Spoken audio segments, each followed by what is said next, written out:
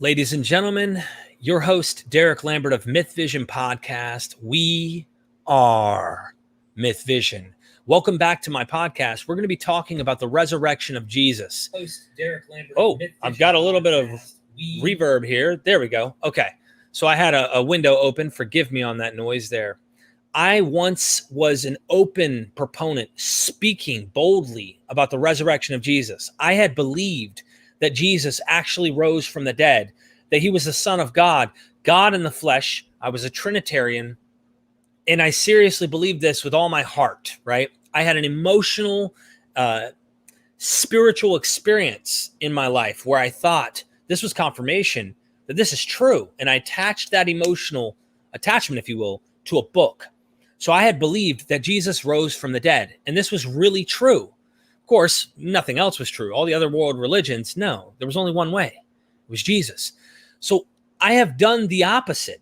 The light switch has been turned on, and now critical thinking skills have been applied to my own worldview to a point where now I'm boldly outspoken against the thing I once held. I was wrong. I admit this. I was mistaken. And now I'm speaking against the very thing I once held sacred. So I want anyone who's watching, if you're a Christian and you're watching, please consider what we're saying today. Actually take in what we're saying. This will be a video series on the takedown of the Easter story. It will be a close scalpel on this narrative. And first and foremost, we're going to be dealing with things prior to getting into the actual text and dealing with the data.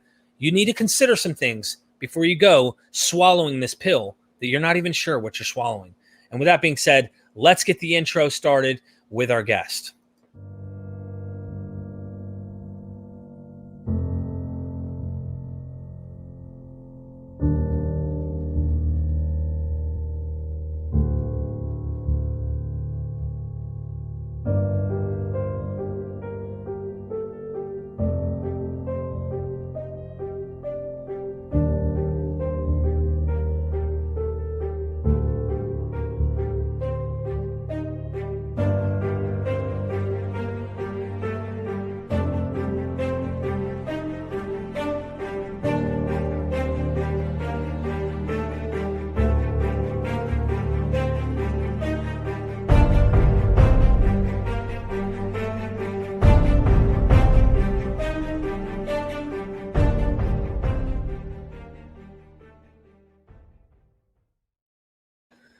Ladies and gentlemen, my name is Derek Lambert, once again, your host. The resurrection of Jesus. This cannot be done in one video, especially if we want to do a thorough takedown, a critical examination of the text, of the story about a man named Jesus Christ, who's supposedly God, but we'll put that to the side right now. We're going to introduce our guest, and our guest is Jonathan MS Pearce. Welcome to MythVision, my friend.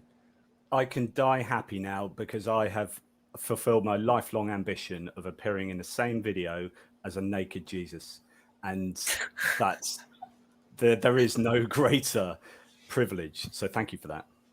Well, thank you. You know, sometimes I come off with comedy and sometimes I'm more serious, and I think we're going to try and do both a bit here, but this is a serious situation. We have 2 billion people on planet Earth approximately who think this story is historically true. I, for one, was one of them. I was an outspoken proponent.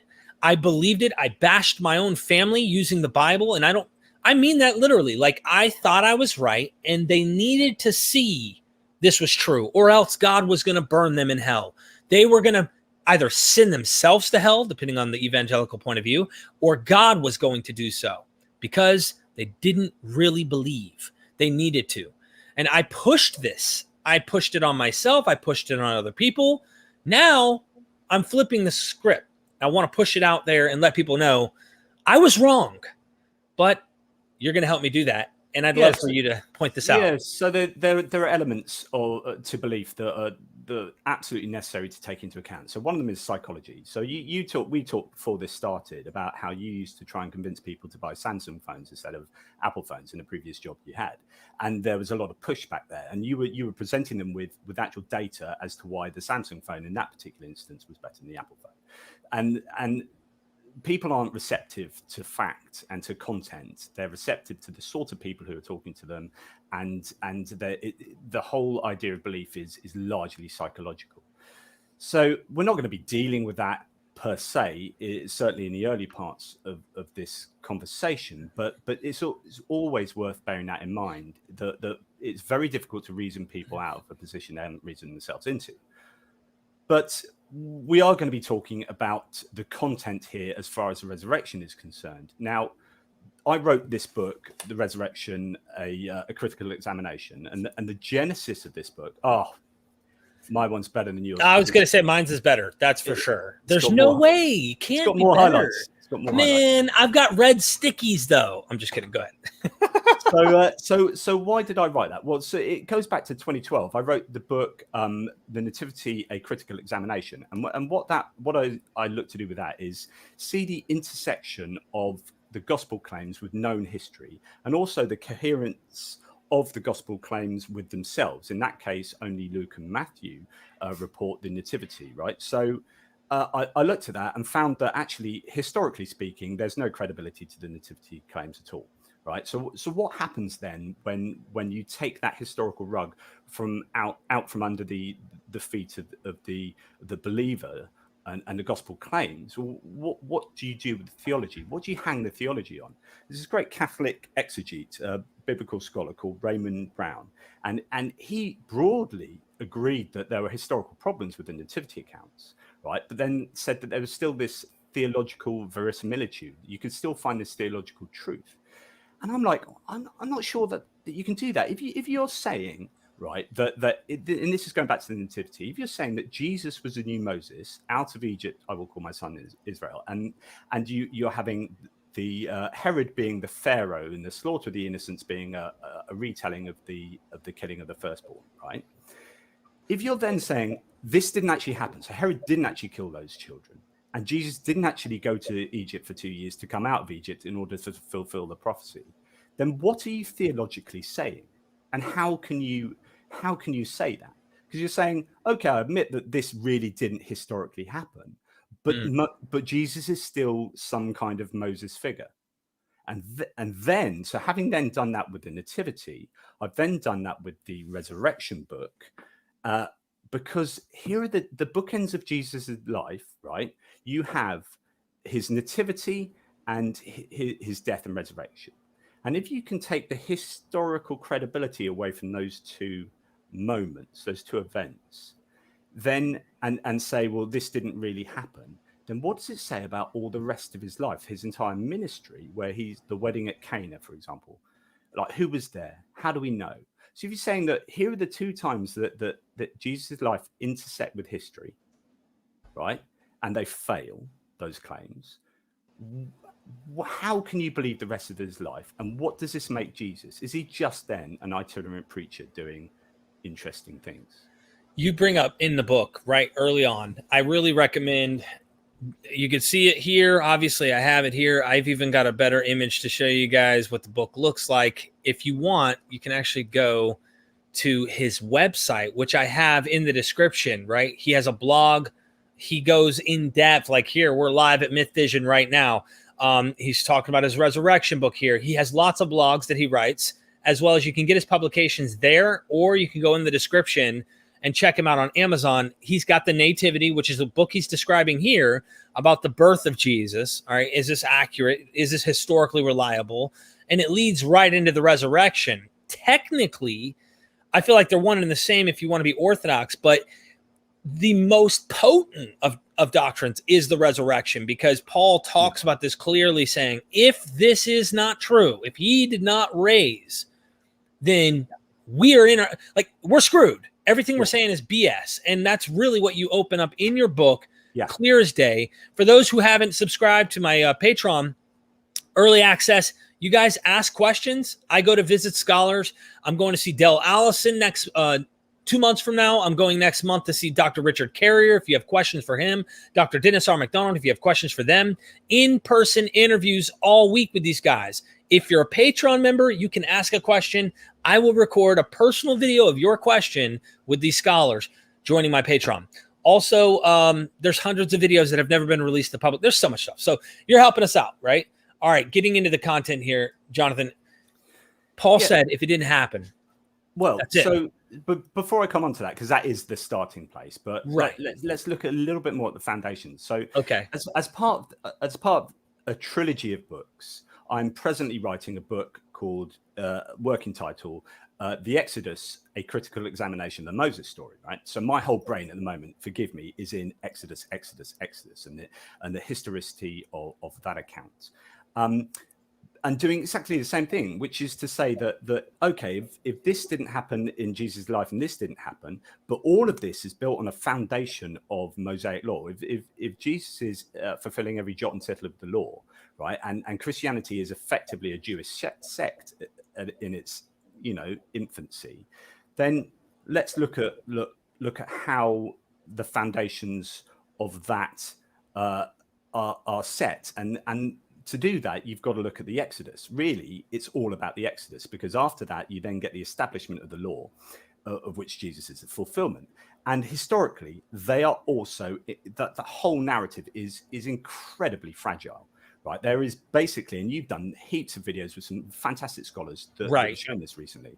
And the great Josh Bowen, who is a good friend of yours, is going to write the foreword for my Exodus book. So I'm really stoked about that. I interviewed him recently because it turns out we have some quite similarities. We're both sort of agnostic atheists. We both got twins.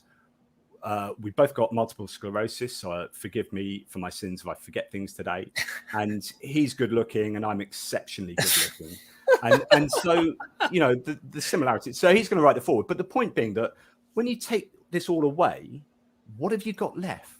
What can you hold on to? So some modern liberal Christians are happy to say, do you know what? Okay, the Old Testament is broadly mythological. The nativity, I can say that didn't happen. I believe Raymond Brown, and it's got some issues. And the resurrection, okay, there are some issues there. Okay, fair enough. But then how do you sustain your belief? What are you holding your theology on? It's hugely problematic. Yeah, I even already saw one of the live chat. By the way, if you're watching live, as we go through this little presentation with Jonathan, if you have a question that's pertinent to the topic at hand, I'll be happy to try and ask that question if you want to super chat that. If not, I'll take questions at the end and we'll go from there. Of course, super chats get front of the line, so I'll try to focus on that. That helps me grow. But you're 100% right. One of the commenters said, well, that's not historical. The value, we talked about this yesterday, the value isn't that the guy rose from the dead, which would be like ignoring orthodoxy from day one, right? Like they got it wrong from the start. So all Christianity is a bunch of hogwash, according to those who are willing to go so far as say he didn't really rise from the dead. There's a moral to the story. It becomes a moral assertion. So all that happens is those Christians are claiming, and effectively it's therefore really secular moral assertion. You're saying here's some moral framework that's true, not because it's based and rooted in reality, but because I'm merely asserting it true and then connecting it to some kind of false mythical reality. Well, and what's interesting is you could do that with anything. You could do that with any mythos. You could do that with Paul Bunyan. You could do that with a soldier who recently went and sacrificed his life to try and save another soldier in the middle of combat. You could do that with anything. So why do we cherish this particular book or try to defend it to a point where we're like, let's make it allegory. Let's make it something that, he didn't really die and rise from the dead or something. It's what they believed about this is what we're going to be jabbing. But before we get into the details, you said we need to delve into maybe some Bayesian stuff or going prior to why even believe this to begin with. We need to stop before we even get into the text, right? Yeah. So I suppose the first thing, so if I share with you, if I may, I suppose what we need to do is establish that the resurrection is important. Okay. So in order to do that, it's probably worth going to Paul. Paul is our earliest source for Jesus, and therefore is incredibly important.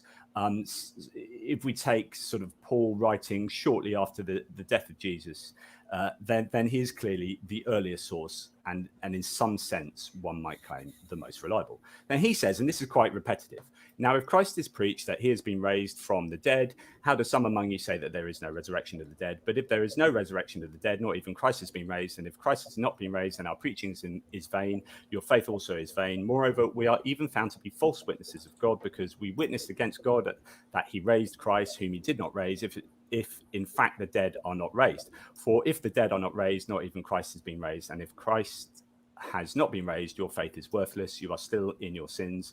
Then those also who have fallen asleep in Christ have perished. If we have hoped in Christ in this life only, we are of all people most to be pitied. And then, so that's Paul establishing essentially that the resurrection is super important, okay? And then you can go to, this is just from some generic apologist website. So Blue Letter Bible, right? Says Christian preaching is empty, and this is if the resurrection isn't true. And so is anyone's faith, because the object of the faith Christ is not whom he said he was. The apostles are liars for testifying something that didn't occur. No forgiveness is being granted for sin. Those who have died believing in Christ have died with no hope. And if hope in Christ is limited to this life, then Christians are to be pitied above all people. So what I'm doing in saying that is the importance of the resurrection, right? So, for example, when you were a Christian, Derek, really, I assume a very fundamentalist Christian in some sense, how important was the resurrection to you?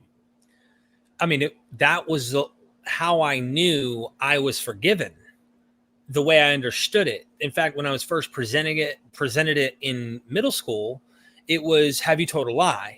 And I had a really traumatic life growing up with an alcoholic father. So there was serious reasons to want a father that was perfect, that wouldn't hurt me or cause harm to me and stuff. And so they gave me the psychology. Big time. They gave me that, have you told a lie? Yeah, I've told a lie. If you told a lie, you told a lie about the lie. And then they led it into, don't worry, that was all taken upon Jesus on the cross. And if he was crucified and didn't rise, then really none of that was taken. But because he rose, all that guilt and shame you experience emotionally, psychologically, has all been taken. So get rid of it. You can purge it because it's all been put on him. It was the most important part of the story, that he actually had the power to forgive me, because it's all about us, for the things that I've done. And so that's how important it was. So people like William Lane Craig, you recognize this, they would say pretty openly that just like Paul, obviously, if you take away the resurrection, then kind of you're not left with anything sort of particularly as meaningful, right? The meaning of the interesting question is, why did Jesus exist, right? Why Jesus? And the answer to why Jesus is death and resurrection. Yeah, because otherwise all you're left with is a guy doing miracles randomly around Galilee and Jerusalem and whatnot, and they're 10 a penny, right? At least people who claim to have done these things, and around the world for time, eternal. So I think the resurrection is massively, massively important. So therefore, if you're saying, okay, the resurrection is the be all and end all, so let's critically analyze it, and the claims that are made about it by Paul and the Gospels, actually you can forget all that, because it comes back to the atonement. So in the book, I talk about how the atonement makes no sense, right? And since it makes no sense, the resurrection, you almost don't need to bother looking into the details of the resurrection, because without the atonement making sense, the resurrection doesn't make sense. The resurrection supervenes upon the coherence of the atonement. So when you were a Christian, what was your understanding of the atonement, for example? I had the idea that he died specifically in my place. This was, first it was just a regular evangelical church, but still had a similar atonement idea, even as Calvinist. We just took it a little further when I became Calvinist. But what is the particular technical theological term for him dying as his blood poured out for my sins? What is that? So you've got various different theories. You've got satisfaction theories, and you've got penal substitution. Substitution, I believe it is. Yeah, Yeah, so again, there are different forms of substitution, and this is the point, right? Right. The point is that you have all these different theories of atonement, okay, and no Christian particularly agrees on them. They fall in line with whatever your particular denomination is, and actually they're probably determined by what politics you're involved with as well. So it turns out that if you're more sort of a right-wing conservative evangelical, you'll favor a penal substitution theory, which is sort of, you know, vicarious atonement. Sorry, someone said, yes, that's the one. Yeah. And if you're a more liberal, I don't know, sort of a Democrat Christian who believes in Jesus being the lovey-dovey form of Jesus, right? Then you're going to favor something like the moral example theories, where Jesus is presenting himself as an example to humanity, and that changes the way that we act, and you know. So there are all these different theories, but no one agrees, right? And that's a problem. But let's take it a step back, right? Okay.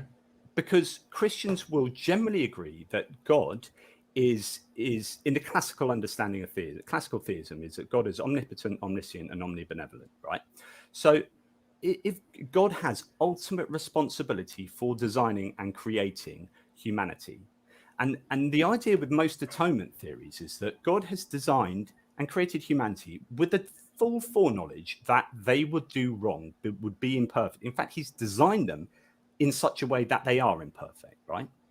Then humanity goes out and does imperfect things, and then God punishes them for doing that. And then God requires payment to balance the books for them doing that. Right. So it's a bit like me selling you a car, Derek, that I have designed and created, right? And it's a crap car. And I'm going to sell it to you, and you're going to drive it around, and it's going to go wrong, and it's going to kill some people in a car crash. And it'll be the fault of my design and my creation, right? And then they'll try to, I want to jab back so that we can really deep dive for the Christians who are automatically already trying to apologetic in their head. Yeah. Great point. So they'll go, for example, and we're going to point out the flaws in this. No. The God did not design it flawed. It was right, but the man that bought or ends up with the vehicle messed up the vehicle, which caused the vehicle to crash. And the problem is God's foreknowledge. This is going to get right into the root of the problem. So I've always said that divine foreknowledge is the biggest thorn in the side of Christians or theistic believers, because actually it invalidates almost all of the defenses that Christians come up with. And so that's why things like open theism have developed as a theology, which is to say that God doesn't know like the outcomes of freely willed decisions, which will then solve certain problems here. But as we talked about before, personally, sometimes solutions for a problem cause more problems elsewhere. And so open theism doesn't fit with lots of the biblical text and blah, blah, blah, blah, blah.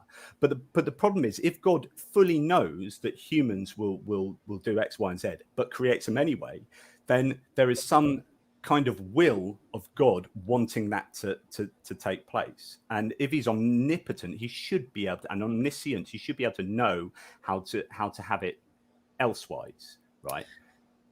If I may comment as to why I came to the conclusion I did as a Calvinist, I became a superlapsarian because I wasn't trying to make up stuff to protect God. I thought God doesn't need any protecting as a Christian. I said most Calvinists aren't even consistent. So I wanted to be the most consistent I could be as a Calvinist. And here's what I accepted. In Isaiah, I create light, I create darkness. I create good, I create evil. I, the Lord, create all these things, right? This is God's creation. So I went ahead and swallowed, I thought, I don't think that pill completely dissolves in your stomach, by the way. I tried to swallow the massive horse pill of God created all of this. He creates evil. He creates good. He created people for destruction, as we see in Romans 9 with Paul. He creates vessels for glory, as we see in Romans 9. I'm a consistent Calvinist, right? So it was part of his plan that we would fall. And this is why Revelation says, I would jump around, the Lamb who was slain before the foundations of the world. So this was all part of the plan, that Christ would come and die for the sins of humanity, that God created us so that we would fall, and he would condemn most of his creation to burn in hell. So I did not believe God was omnibenevolent. He was omnibenevolent to his chosen, but he wasn't omnibenevolent because it didn't make sense to me in my mind, even though it's common grace, and then there's specific grace. And it's like, they're making up all these categories to try and make God still all loving. So it gets to these discussions which I find fascinating, which is, why would God create something that just plays out exactly how he knows it will play out? What's the joy in creating, right? There's no lack of knowledge about what will happen. And then if you can actually take that a step further, you could posit that God actually has full experiential knowledge in advance, which is to say that God could experience what it was like to create a particular thing without having to create it. So, and this would invalidate suffering. Okay, so God knows that suffering is going to take place in whatever creation he has, right? So rather than creating world X, which has loads of suffering, since God would know the outcome of world X and could actually feel all of the experience and experience all the experience of creating world X without actually creating it, then he should just sit back and go, I don't need to create, because I can just experience it here, because by creating, I am actually creating suffering necessarily. You know, if I know, and so it goes back to this situation, like the car analogy. So if God has moral culpability. So to finish the car analogy I was going to do with Please, you, I sorry I interrupted. No, because actually it reminds me of another analogy. So the car analogy is that here's a car that I know will go wrong, that will crash and cause problems, and I'm selling it to you. And then 5 years later, I come back to you, Derek, and I said, you know, that car was imperfect. I demand that you balance the books. I demand something outside of me, you or somehow some other third party is balancing the books for my imperfect creation. And you're there saying, hang on, like, how come this is up to me? Or how come this is up to a third party? Jesus, or how do the books need to be balanced for something that you have ultimate responsibility over? Imagine you, Derek, are a scientist in a lab, right? You create a sentient being in some test tubes, okay? And you know 100% indubitably that when you let this sentient being go outside into the town, they will rape and pillage and cause destruction. Right. Some of them might do some nice things. Some of them might paint paintings and do some charity work. But this sentient life form that you create goes out, and you know 100% it will destroy things. So when the police come knocking at your door and say, Mr. Scientist, you knowingly created these things and they went out to destroy stuff, the police would rightfully say you are in some sense morally culpable for these creations. Yes. God is, and I contest that there is a way out of this, but I see that God is ultimately responsible for any shortcomings of humanity. We didn't choose how. It's interesting. We didn't if you design buy into ourselves. this, right? If you buy into this narrative, yes, you're right. According to the book, according to the whole system of really Judaism and Christianity, and even if you go into Islam, so all the Abrahamic faiths are all tied in exactly what you're talking about here. Yes. Yeah.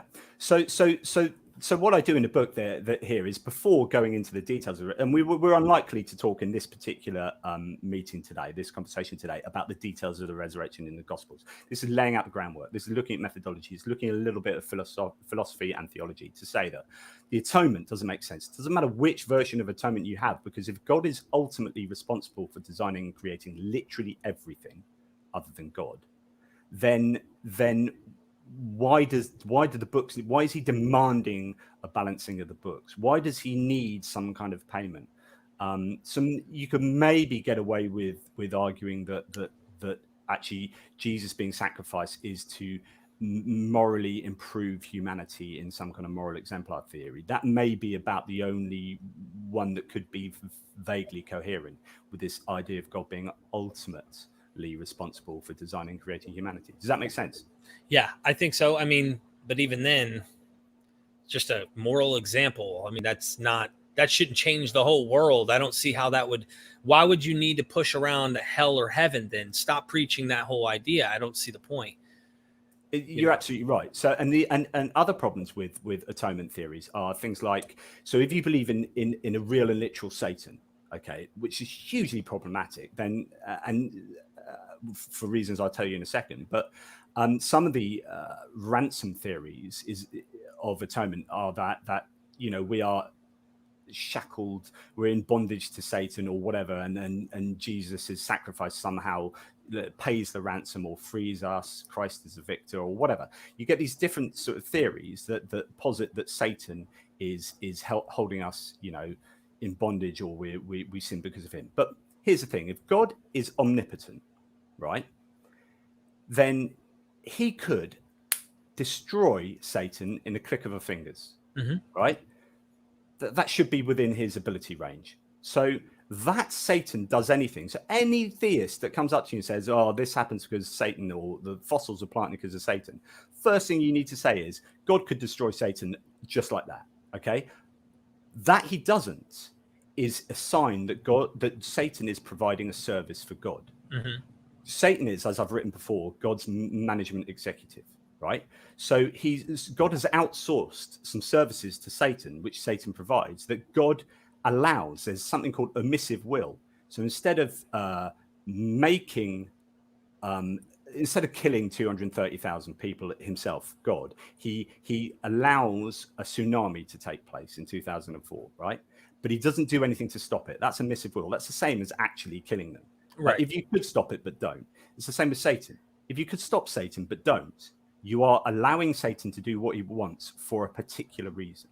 Now, whatever that reason could be, we could discuss that. But the idea is that Satan is hugely problematic. You can't lay anything at the feet of Satan, because it eventually is at the feet of God himself. Does that make sense as well? Oh yeah, there's major problems with this. That's why when I went to the position I did, I used to have this whole Satan's battling with God concept as a Christian, and we used to have spiritual warfare where we would cast out demons and try to battle the devil and stuff. I'm not even kidding you. We spoke in tongues, we did all that, but eventually I became it was definitely exciting.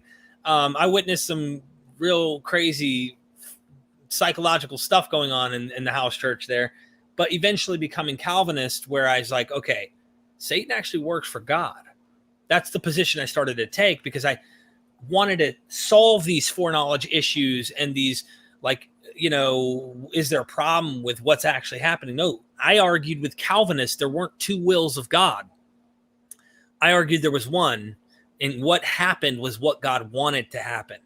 Absolutely has to be that way. If you believe that God is sovereign, fully sovereign, and has ultimate power, then there is no way of escaping that. Yeah, you're right. It's because you run into dilemmas like, God wills and wants and desires all men to be saved, right? And they want to universalize that to everyone, right? Okay, has all men been saved? No.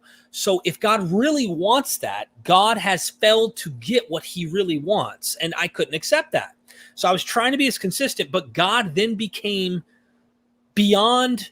I couldn't put moral attributes that were. I had to put all the moral attributes together, but then I had to go, does God really experience emotions at this point? Because how could someone do it? It gets real crazy. You start to get into loony land in your head to try and understand God.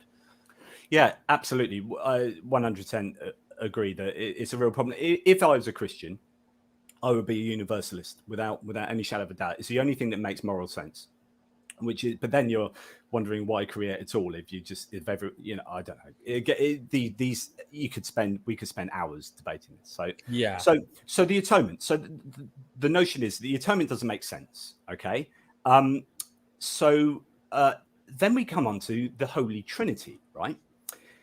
And the resurrection also supervenes on the coherence of the Holy Trinity, because if you don't believe that Jesus is God, then nothing really makes sense of the resurrection, or at least not in modern conceptions. Because I would argue, and this is something we'll come on to later, that Mark, Matthew, and Luke didn't believe Jesus was God. I think they believed he was the Messiah, just like Paul did as well. It's only until John comes along and further theological, machinations take place that the idea of the Holy Trinity develops. But for modern conceptions of how the resurrection works, you need a coherent notion of the Holy Trinity. And yet the most prevalent theory of the Holy Trinity is something called Mysterianism, which is, I don't know how it works, I just have faith that it works. Yeah. And you're like, that's not good enough for me. It's like God the Father, God the Son, and the Holy Spirit, same but different. Like 3 parts, but not 3 parts, because that's heresy and I get burned at the stake. Do you know what I mean? It's like, well, give me some, like, you can't just give me a promissory note that it must work. I've got a good enough brain to be able to decipher how the Holy Trinity should work. Surely.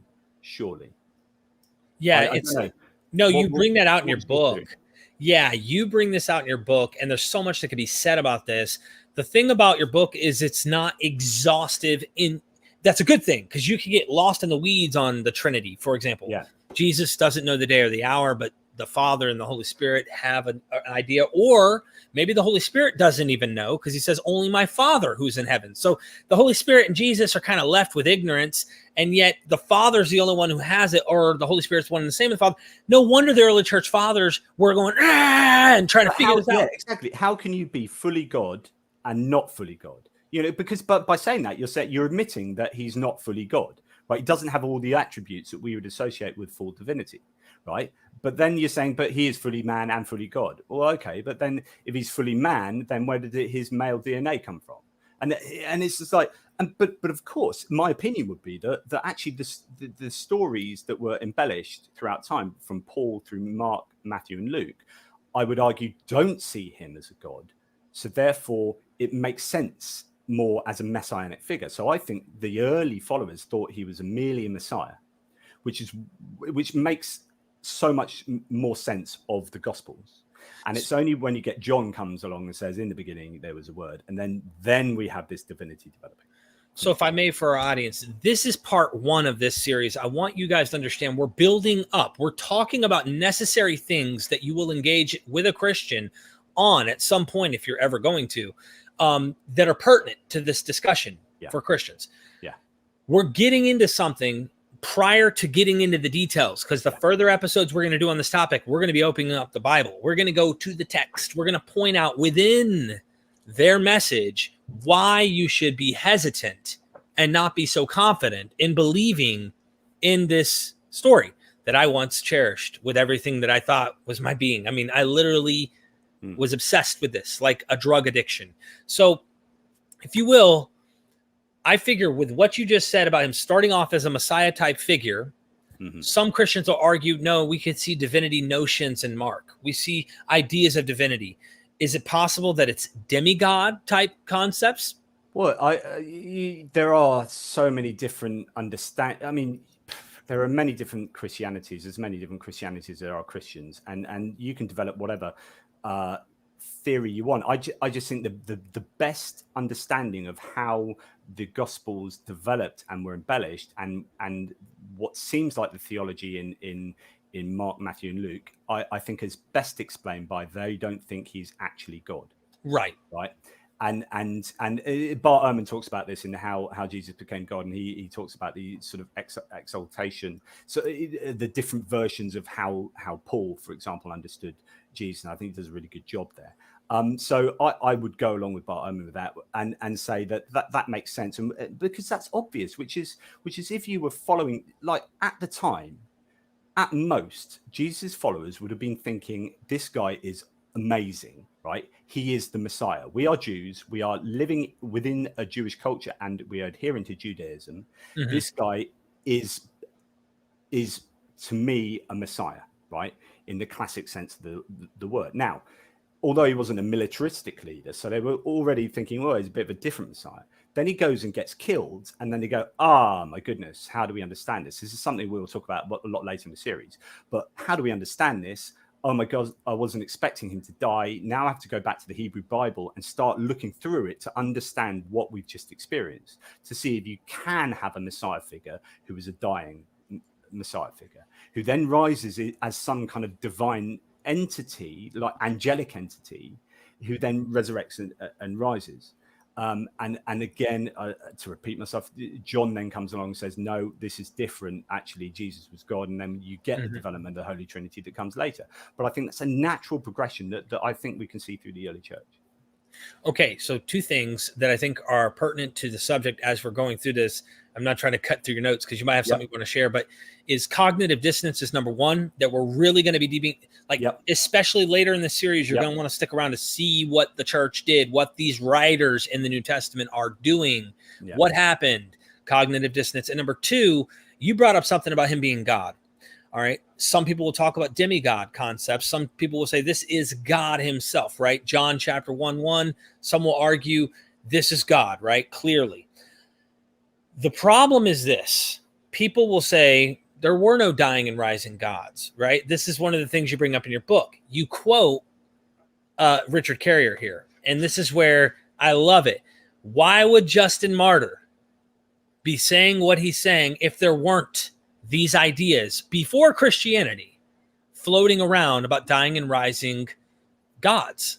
So what you find with when people invent things, okay, just anything. If I was to say to you, or if I was to say to one of my kids, right, go and invent a monster, right, they will sit down and they will give me the head of something, the tail of something, and the body of something else, right? Some kind of chimera, which is that we're not very good at inventing things out of pure cloth, because if the concept doesn't already exist, like, we aren't just going to just invent a whole new concept, right? Do you want conceptually? That's really, really difficult. So we always rely on sources, on ideas that already exist, and we take ideas and we change them. This is the beauty of the Hebrew Bible, right? So the Torah, the first 5 books of the Old Testament, the when you understand it, when you're not constrained by hyperliteralism, right? So, which is a problem for the New Testament and the Old Testament, which is, I can only understand this book in one way. It is hyperliterally true, right?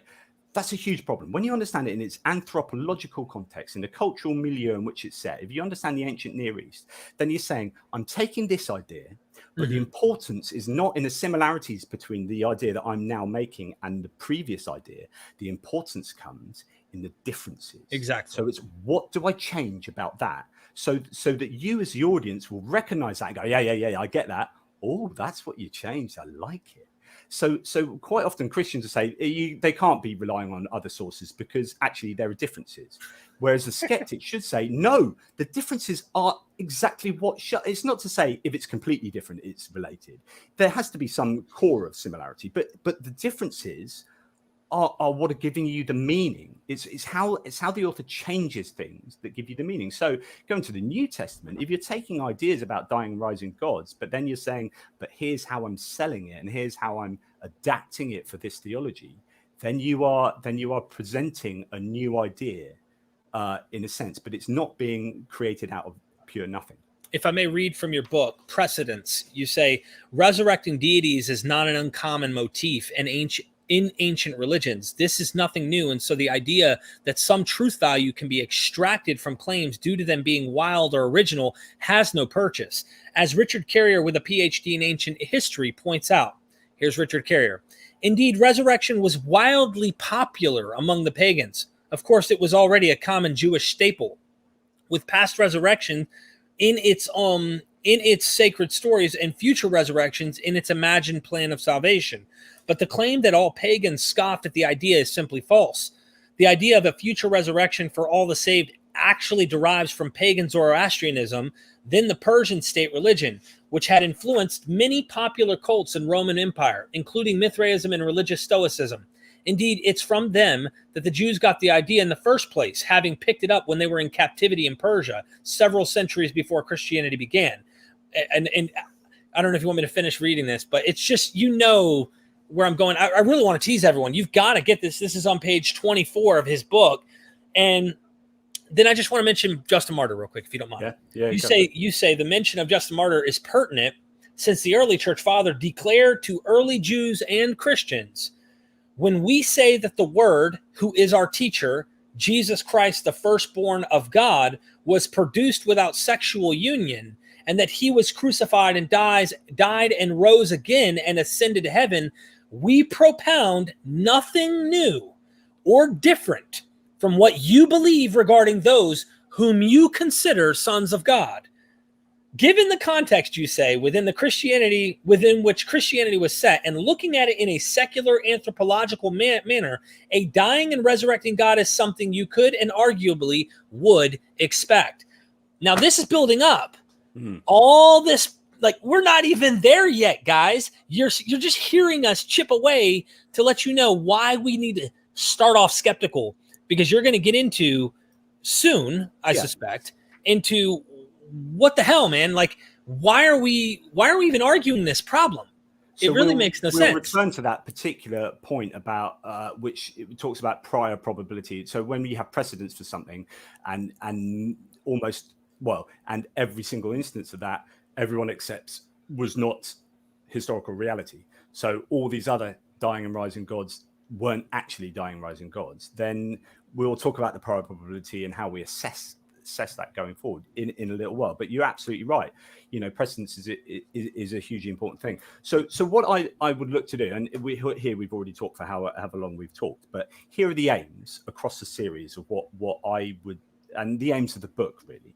So having already set out some issues like atonement, Holy Trinity, and saying, right, they are really so problematic as to be terminal. But if, as a Christian, you're happy to park those, right? If you're going to park those for a bit, now let's get on to the actual claims of the Gospels. I don't think you can park them. I think it's terminal for the resurrection case. But let's just, for the sake of argument, go there. So here are my aims. 1, the claims of the resurrection are incredible claims that require very good quality evidence. 2, the Gospels are not reliable sources of information. They are poor quality evidence. 3, if untrue, then what might have taken place? What hypothesis can better explain the data? So what we're going to be doing now is saying, right, let's look at this idea that extraordinary claims require extraordinary evidence. Then let's look at this being a set of extraordinary claims. And are the Gospels and Paul extraordinary evidence? No, they're not.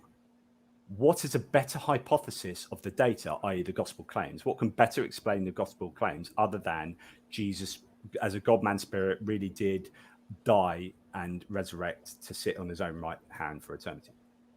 His own right hand. You make a point in the book to be a little funny. You're like, I could just go on and say God sent himself to die to pay off his, like you did the whole Jesus is talking to himself in the garden thing. And I thought that was really funny, but you're like, I'm not going to do that. So I'm just saying I could just laugh this thing off. Yeah, so some of it is metaphorical. Obviously, Jesus, sitting on the right hand of God is a metaphorical statement. But it's this idea that God sends himself down to sacrifice himself to himself in order to pay for something that he created, so that he can come up to heaven and sit on his own right hand for eternity in paradise. And you're like, A, that's just completely bizarre, and B, is that, we talked about this a little bit, was that really a sacrifice? Right. Who's he paying? I know real humans throughout the world, stories of people who have suffered hugely over a vast amount of years in terrible circumstances that I would argue, because they're not omnipotent, right? I would argue that their suffering is greater. But of course, a Christian comes back to say, actually, this is the infinite, pain of God for the sins of humanity. And in your book too, I just want everyone to know the argument Christians will bring up is free will. This is their magnum opus, so to speak, on how they can escape. And they don't escape. There's not an escape. I could read a quote, but you really should get the book. I do want to read about the whole, what you say about the whole theory of scapegoat and propitiation, the different theories of what the sacrifice is for. And you say in concluding remarks, as you could see, there are many competing theories to explain why Jesus, as a Messiah, would end up being crucified instead of leading the chosen people to some messianic victory in the more obvious short term. None of them is relevant. If you take seriously the terminal issues with the classic notion of God, particularly if you believe he has divine foreknowledge. Furthermore, although not discussed in this chapter, the Hebrew Bible categorically refutes these ideas of atonement, and you give the Old Testament. What we see here is this is true whether you are an ardent believer or a skeptic.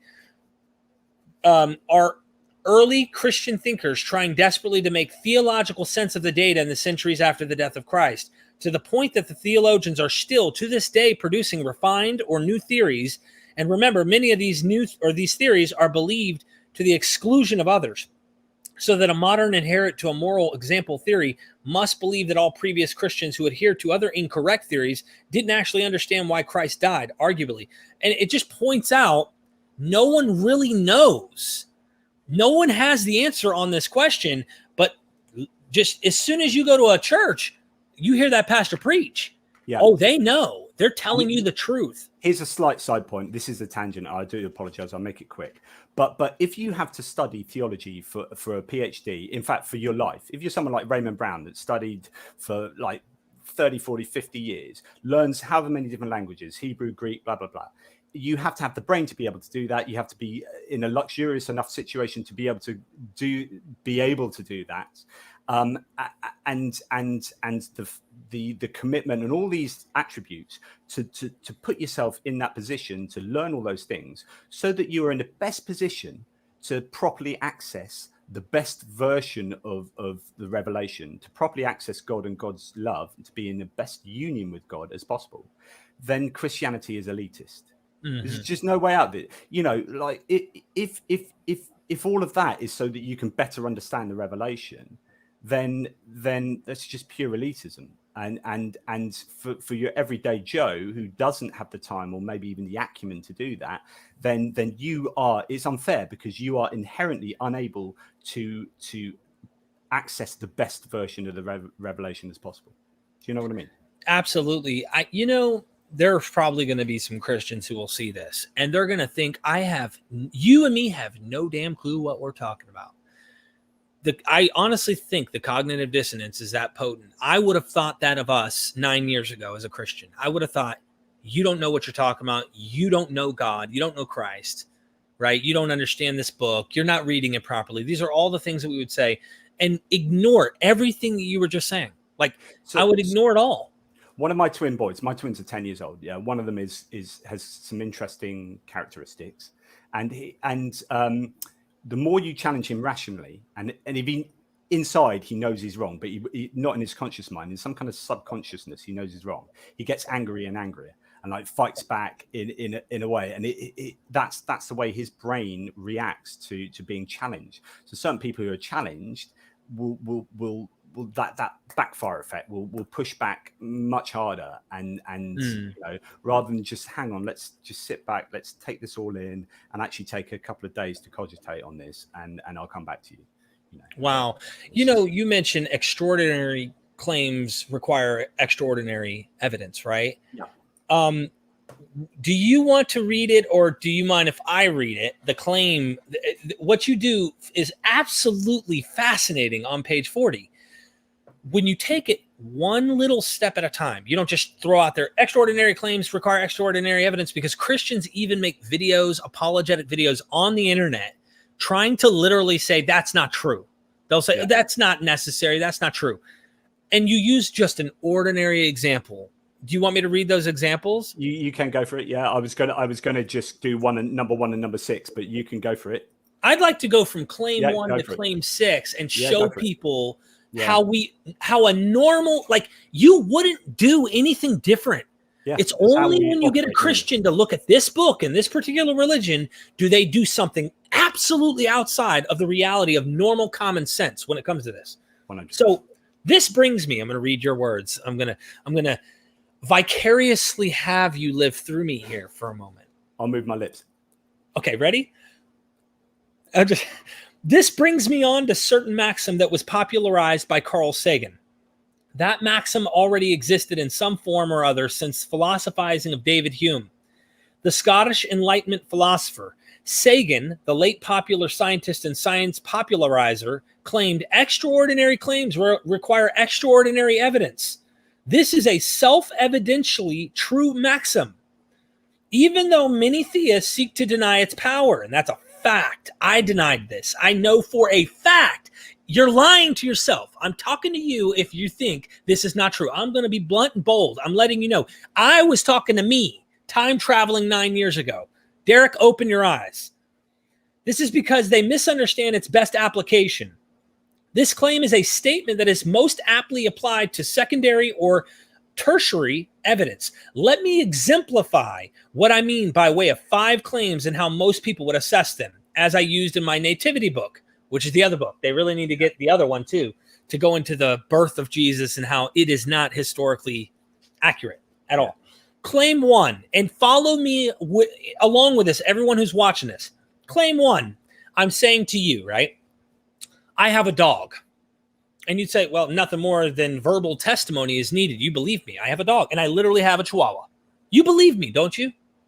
I'm not lying. Yeah, I do. I I would have no reason to disbelieve. Do I need to go get him to prove it? No, verbal testimony is fine. I could make them bark, though. I could have the kids bring them in. I could prove it to you if I needed to, but you don't need it. Claim 2, I have a dog which is in the bath, as above, with one eyebrow raised. Oh, your dog's in the bath? Oh, you must be washing your dog. Oh, maybe that is true. Claim 3, I have a dog in the bath wearing a dress. I would probably need a photo of this to believe you, you might think. Claim 4, I have a dress-wearing dog in the bath with a skunk wearing a scuba outfit. Now, you say, I would need some video evidence at least, okay? Claim 5, I have the above in the bath, but the bath water is boiling and the animals are happy. I would need video and independent attestation that the video was not doctored, agreeing that this is what appeared to be happening. And you might need more than that, by the way. Just saying that that's at least what you would need. Claim 6, all of the above, but the dog has a fire-breathing dragon on its shoulder and the skunk is dancing with a live unicorn. Well, I'll be damned, you say.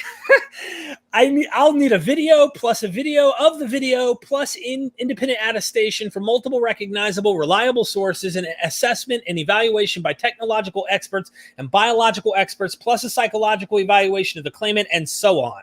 And you're right about the so on. You would need more to really be definitive. I would probably say in order to justify that as a claim, to justify believing that as a claim, you would probably need to see it yourself. Right. At the very least. Which is to say, essentially, extraordinary claims require extraordinary evidence. I mean, it's obvious. It's obvious. As you say, Christians deny this, but you just can't get around it because it's what we do every day. The more ridiculous, like you go and have lunch at your place of work with your colleagues, right? And your mate goes to you, oh, I bought a car last week. And you go, okay, yeah. And you talk about the car and blah, blah, blah. But if your mate says, oh, I base jumped off Mount Everest 2 weeks ago and I did it with my arms tied by my back, you'd be like, no, you didn't. No, you didn't. Because like, that's ridiculous. Or if you did, you've got to show me because I'm really dubious of that. So, it's what we do all the time. You just can't argue that extraordinary claims require extraordinary evidence. If I made the next paragraph that is important for those who might be going like this guy right here, this is such bad scholarship, Todd. I'm afraid I might think you're a Christian just because you put that. I'm sorry. Now, I may not even need a picture evidence for that. I may not need, but I have the evidence I need right here to say you're most likely a Christian. I could be wrong, but it sounds like it. All right. Naturalistically, you say, possible claims. The claim that I climbed Mount Everest without using my right arm and with only one eye is something that is physically possible, but ultimately very unlikely. As a result, people would naturally demand more evidence than me merely asserting this in a casual conversation. The more improbable my claim, the more incredible, the higher the demands for evidence. This reality is just intuitive. I love the way you're really well written, by the way. I really enjoy it because I just track with you 100%. It's just intuitive, common sense. Yeah. If we then make a claim that is about as unlikely as can possibly be, dead people resurrecting, for example, you say that a man God dies and is resurrected or performs any of his miracles, then these claims are of events that defy the laws of nature as we know them. This is almost by definition the most improbable set of claims. As a result, they should demand the highest level of evidence, especially when not witnessed firsthand. The standard of evidence, and then you're going into prior probability. I get excited because this is the best foundation before we even open the Bible and say, okay, look at what Paul says here. Look at what this, we're going to get there. But why we need to be cautious. So that maxim is essentially a layman's understanding of Bayesian analysis or Bayes' theorem, right? So Bayes' theorem is a way, and Richard Carrier is big on this, so it is a way of assessing competing hypotheses for explaining data, right? Mm-hmm. So let me exemplify. So I look out there and the bush is moving. The bush in my garden is moving, right? Right. So I have two hypotheses. One, it's a tiger. Two, it's the wind, right? Right. So what do I do in order to assess those two hypotheses against each other? Well, first of all, I have my background knowledge, which is how I understand that the world works. Aside from this claim, aside from the evidence, aside from anything, I know, for example, I know that tigers don't exist in the wild in Britain, right? So that's one part of my background knowledge. Blah, blah, blah, blah. So then I have something called, so that's all done and dusted. That's your background knowledge, how the world works. Then I might look at something called prior probability, which is to say that not looking at the evidence here, but what are the chances of a tiger being seen in the wild in Britain? What are all the previous claims that have happened about this? Have they been true? You can liken this to betting on a horse. So a horse has lost 1,000 races in a row. What's the chance it's going to win the next race? Right. Well, actually, the probability is probably going to be fairly low because its form is blah, blah, blah, blah, blah. So therefore, should we bet on it winning the next race? Probably not, right? So if all previous claims about tigers have broadly been false in Britain, there have been no tigers in the wild, right? Then it means that the claim that what's making my bush move is a tiger has very low prior probability. So in order for the claim it's a tiger to be true, that low prior probability needs to be overcome with very, very good evidence. So I say, okay, it's an improbable claim. To overcome this, we need a high posterior probability. So we need really good quality evidence. This is what Bayesian theory does. And it plugs all these numbers in, and you apply numbers to all these different things. And then you can look at wind versus tiger and see what's the most probable explanation, right? So if my evidence is the bush is moving, I can see the bush moving, then my belief that it's a tiger is actually not very rational. That it's the wind, especially if I can see it's windy, is far more rational. So my evidence, it's windy, tigers don't exist in the wild in Britain, my background knowledge about how things work, blah, blah, blah, I'm much more rational in believing that it's the wind, right? Right. But that can change. So if I start getting new data in, that's like, I saw something orange and black and white moving there, and actually I've just found out that a tiger has escaped from a circus just down the road here, and 4 of my neighbors have phoned me to say, we think we've seen a tiger in the neighborhood. Now, this evidence is shifting the probability of the hypothesis being true. Right. Because I'm getting more and more quality evidence to support that hypothesis. Does this all make sense? Oh, 100%. And I'm glad someone like you's taken a dummy like me through a crash course of Bayesian theory. Just obviously, I wouldn't know how to punch these numbers in. Yeah, it all gets controversial when you punch numbers in, because that's where. So what it gets interesting because of things like confirmation bias, which is to say that I look at this evidence and I ascribe that a value of, say, 90 out of 100. I'm being arbitrary here. Right. And you look at that same bit of evidence and you only ascribe it as 34 out of 100. So what's that? Why is that going on? So this is where people can disagree on sort of Bayesian analysis, because it's disagreeing on what numbers you're actually putting in. But the principle is pretty self-evidently true, right? As far as I'm concerned. So if we took it from the circus and the tiger and we applied this to, we know that people had apotheosis, okay? Even Julius Caesar, before the time of Christ, is already known to have supposedly ascended, right? There's these ascension narratives, these death, resurrection of pagan gods, etc. Well, there's prior probability that people believed in things like this already. Yeah. And do you think those are true? No. So Christians will outright deny those. Yes. The important part of that, Derek, is that Christians will agree that all the other claims are false. Right. So actually, Christians should agree that the prior probability of Jesus A, being divine, being a God figure, and B, dying and resurrecting and ascending and doing these miracles and whatever you want to throw into this whole bag here, the Christians should agree that the truth claim has a very low prior probability, right? And we should all agree with that. So therefore, it comes down to, how do we balance the low prior probabilities? We need really high posterior probability. We need really good evidence. So the skeptic and the Christian then look at Paul and the Gospels and say, is this really good evidence? Is this extraordinarily good evidence to overcome the extraordinarily low prior probabilities? The skeptic says no.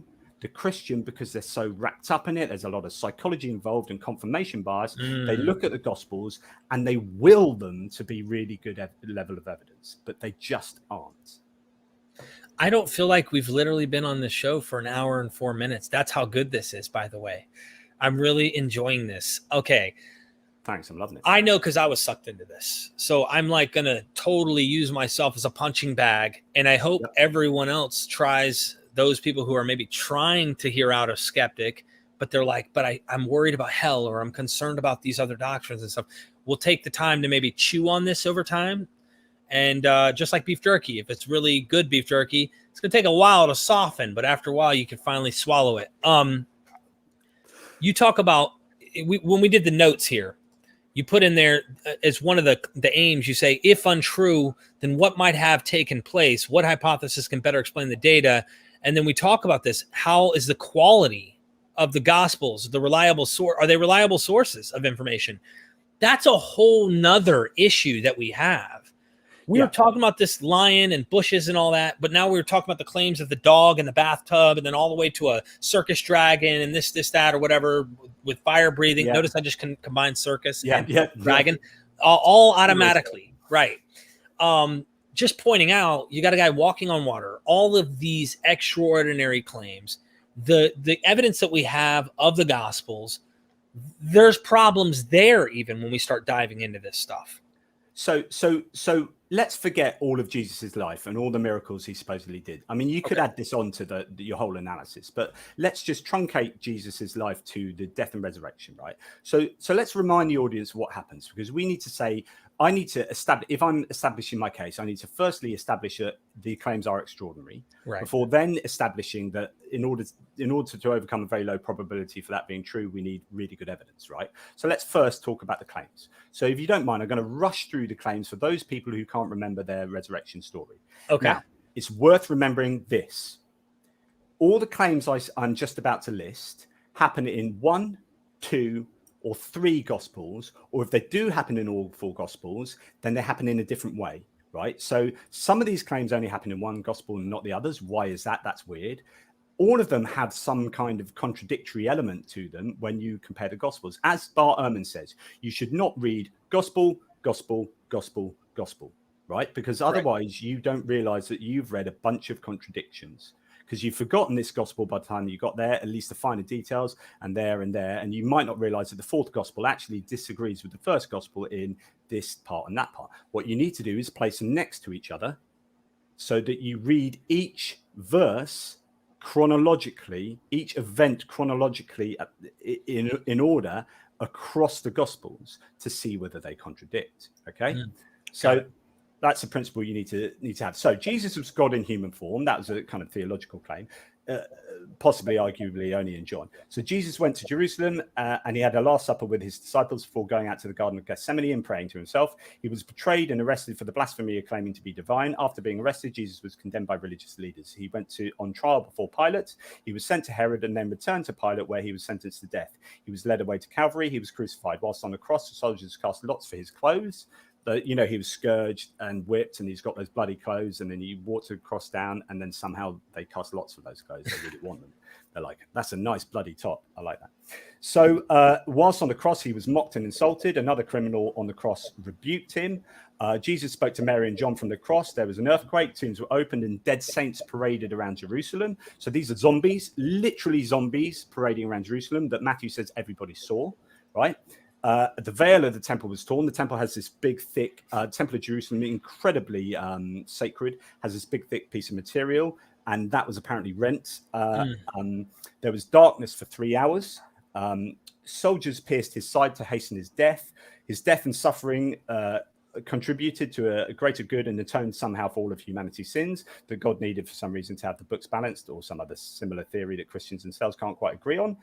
Jesus' body is taken and buried by a Sanhedrin member, a Jewish council member, Joseph of Arimathea. Pilate granted permission for guards to be placed at the tomb. And then after that, 3 days later, or it depends which gospel you read, bit Bart Ehrman there, it depends which gospel you read. That's my best American accent. Some people arguable as to who and exactly when go to the tomb. No angels, or one angel or two angels are there, and a stone is rolled away. Jesus is resurrected. That is a fully fledged human being. It comes back to life.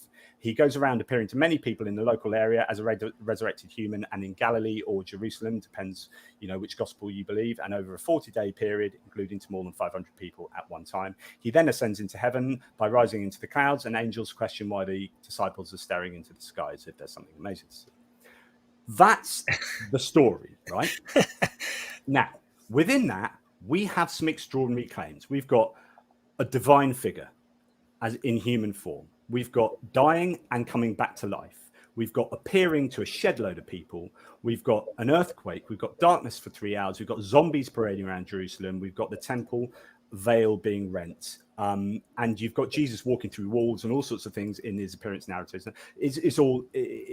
These are, would you agree that these are extraordinary claims? 100%. 100%.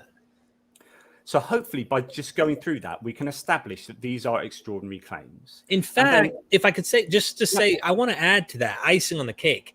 As a Christian, I didn't know all of the skeptics and what they added to the whole extraordinary claims. And they go, requires extraordinary evidence. I didn't get into all that. The reason I believed it is because the story was so amazing and it somehow included me into the narrative. Make sure you paint this so it's for me. Oh, and he cares so much about you. It included me, that the fact he could walk through walls and all of that stuff made me want to believe it even more. And I was okay with saying this was absolutely extraordinary. That's why it was miraculous. I mean, so I had no problem doing that, but I didn't realize the rationale behind it requires better data than what we already have, because I didn't see any of the problems. So here's a problem for your former self. Here's a problem for Todd, who commented earlier. If he is indeed a Christian, he might just be a naysayer. Fair enough. Yeah. But if he's a Christian, here's the problem. And this is where psychology is really, really important. And there's something called terror management theory. So this is about managing your mortality salience, your understanding of mortality. So when you go up to a young earth creationist and say, do you know what? Here's evidence that the earth the earth is more than 6,000 years old. Right? The young earth creationist, by taking on that evidence, you're not just discussing the age of the earth.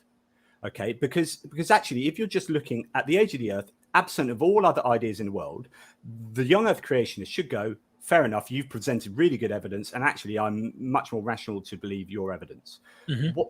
The problem is, what you're doing is, by presenting that evidence to the young earth creationist, you are saying, if you take on my position here that the earth is more than 6,000 years old, your whole worldview starts falling apart. Right. And if that happens, you are not going to go to heaven. Literally, this is what's going on in the mind. It might be subconscious, but you are saying, but by challenging your idea of how old the earth is, I'm actually challenging your access to eternal life in heaven. And you can totally understand the Christians go, no, I'm pushing back on that, because that is literally the biggest carrot in human conception. And if you're challenging, and I believe the wrong thing, and God does exist, I'm then beaten with the biggest stick in human conception of hell. There's nothing that my mind can conceive that is worse than hell. And there's nothing better that my mind can conceive that is better than heaven. Right? There's literally the biggest carrot and stick. So when you are challenging a Christian on anything like the resurrection or the age of the earth or evolution, you're not just challenging them on those ideas, you are challenging them on their access to eternal life. And that is why they push back. That's amazing. They might not realize it. No, that's a great point. I did a recent conversation with a guy named Canadian Catholic. People are like, horrible conversation. They thought he's contacted me, actually. Oh, has he? I don't know whether to do it, but yeah. I mean, I'd love to host you and him on the Bayesian stuff and show why, because he thinks Bayesian probability proves the Gospels and the story and the narrative of resurrection are true. And I literally brought your book up. He saw that David Fitzgerald wrote a foreword to it, and he said, horrible book, his scholarship. And I'm like, you haven't even read it. And he already. But the point is, he said he's not a presuppositionalist. He's an evidentialist. And then he said it was his intellectual journey that led him to Christ, right? Supposedly. He's 21 years old, really young. He's an atheist when he was 17, because everyone knows what they're doing when they're 17. Yeah, he was supposedly like an atheist before this, supposedly. And I'm not trying to even go and discredit all that. The point is, in it, I found very presuppositional concepts, right? He goes, well, first, I said, why do you believe the resurrection is true? well, first you need to know there's a monotheistic single God. And if you at least can accept that there's a single God, he already jumped, right? And he didn't hide it. He literally did not even focus on the resurrection arguments and try to present that. He went right back because he knows that, like, if you just look at the text and you're dealing with that argument, you can't prove a resurrection. There's no way you're going to convince me just by looking at it. Kind of like flat earth. If I threw evidence the earth is old at not a flat earth, but a young earth creationist, throwing evidence to them, or flat earth, whatever you want to do, to say, because there's some people who are biblical minded, or the cosmology of the ancient Near East, and they say it's flat because the Bible teaches this idea, whatever. And you present that, they're going to go to other places. All right. Do we at least believe in Jesus? Oh, okay. Or whatever. Like, let me show you why a God exists. He couldn't just show me, let me prove to you why the resurrection of Jesus exists. I got to give you 10 other things you need to accept and connect these dots then to get down to say, okay, now Jesus, now you know why it's true. No. And then there were times in our discussion where he clearly went right with, well, Jonah existed. And I said, is the story of Jonah true? And is this real? He said, well, the church, the Catholic Church, calls him a saint, so it must be true. And I'm like, what kind of evidence is this? Yeah, you almost can't debate. I mean, I've said recently that I no longer debate young earth creationists, because when you are happy to have that as your basic grounds for rationality and that almost that presuppositionalism, then we can't, like, our evaluation of data is so wildly different that we can't have a conversation that's going to be meaningful. It's like Ken Ham and Bill Nye. So, you know, what will change your mind? And Bill Nye says evidence, and Ken Ham says, well, nothing's going to change my mind. It's just true type thing. It's paraphrasing. And you're like, well, what's the point in having this conversation? Yeah. So what there is something that's quite interesting that comes out of what you said. So I wrote a piece which is actually now in the book as a section. I don't know if you got to it yet, but it's the circularity of having faith in the New Testament. And actually, William Lane Craig took this on and did a podcast about it, and we had some disagreements over this. But here's the thing. So I look at Christians who then can use Bayesian analysis, and they say, well, you as a skeptic already say that supernaturalism a priori doesn't exist. There's no such thing, right? You're a naturalist. Mm-hmm.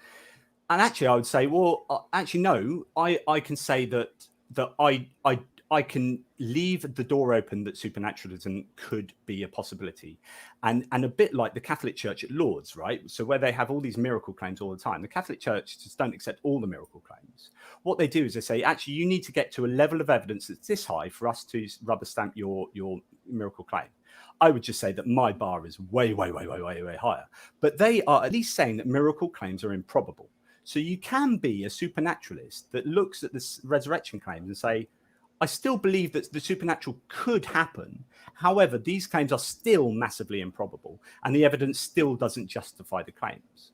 So that's a side. But I see a circularity in belief. So I look at a Christian and say, why do you believe in the resurrection? And they say, well, because I have faith in the New Testament. Why do you have faith in the New Testament? Because I believe this and that. And part of that belief will be because I already accept the supernatural, right? Mm-hmm. And then you ask, why do you accept the supernatural?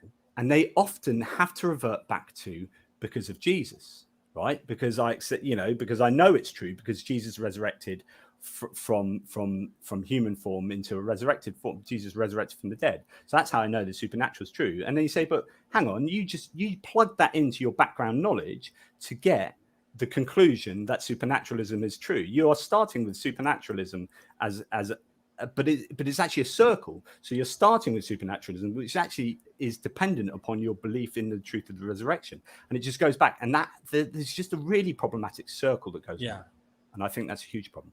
Yeah, that's well put. I used to do that, and I had no problem with doing that, because at the end of the day, if I was going to be honest with myself, it was the experience that I felt when this social group I was a part of at church, in a middle school Christian academy church, when they gave this sermon and they touched that tone with me, they hit that spot, that emotional place. And when I went down with this whole other guy holding his hand on my back, brother, it's going to be okay. We're together. It was a social, psychological.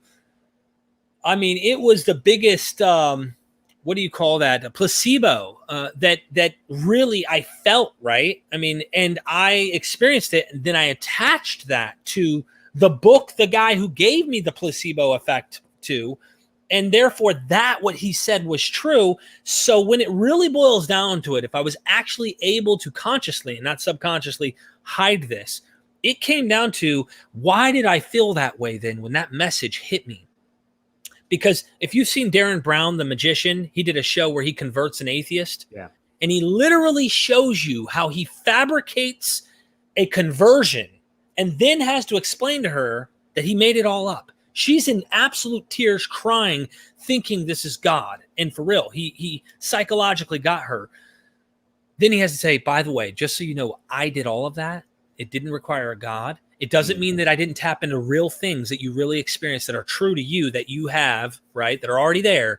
But I fabricated it because I knew what I was doing.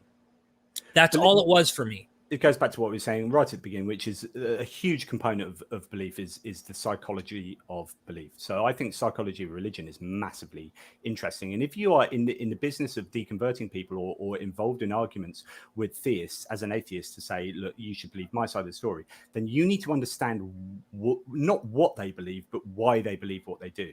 Because if you don't understand why they believe, then you can't either replace that functionality with something else, or wash away that functionality by showing that functionality is somehow not good or not appropriate or whatever. So if you don't understand the psychology of belief, you're not going to win arguments on natural theology and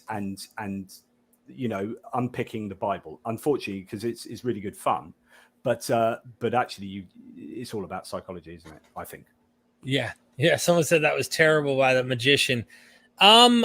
I like, if we were to say the good or the bad here, because, sometimes the lesser evil is what we have to pick. Some things are just gray. I think that it was necessary that Darren Brown did something like that on that show so that more people could actually see. I mean, imagine, how would you actually give evidence to show that you can create this religious experience, right? And if you haven't seen it, it is a must watch, because he doesn't just trick this girl into having this. He also tricks the audience, and he does these things like, I'm going to open this mint vial, raise your hand when you smell it. And then he says there's some sound waves in the background. Come to find out, the mint vial only had water in it, and there was no sound waves, and it's all this BS. And people were sitting there raising their hand like they smelt it, they experienced it. It's all psychological, like you said. Let me read something else from your book, if you don't mind. I love going back to your writing, because you do so well in this. It is in the description. Let me pop this up too, because some people were like, where do I go to? Oh, did I pop it up? Where is it at? Hold on. Add to stream. Boom. There we go. All right. So his book is this one right here with the question mark on Amazon. In the description, you can go to MythVision recommended books. The Resurrection, a critical examination of the Easter story. It is a must get. Well written. He also has the nativity, just as critical. So you absolutely want to check those out. All right, reading something from page 42. And I put pin marks and stuff in here, when I wanted to bring something up. You say, we do this kind of reasoning all the time, including like when you are working out, whether to cross the road. Given what you know about traffic and the present observations at hand, it helps you conclude it will be safe to cross the road now, given the data. If there is a rustling in a bush, we already did this because you go into the lion, right? To overcome this tiny prior probability at hand of a God figure being resurrected after dying and of dead saints rising and parading around a city, one must have very high consequence. Consequence. Sorry. Did I say that right? Consequence. So consequence as in consequent probability, which means evidence. The evidence must be stunningly good. This of the examples given above in claims 5 and 6 about the dog in the bath. A dying and rising God and resurrection of many beings supposedly witnessed by many is mind-boggling as a claim, and the evidence needs to be exceptionally good to overcome this. To make the truth of this claim the most probable interpretation of the data, Christians are happy to dismiss other similar religious claims from rival religions, and yet it seems their evidence threshold is lowered greatly to allow a supposedly rational acceptance and belief in these resurrection claims.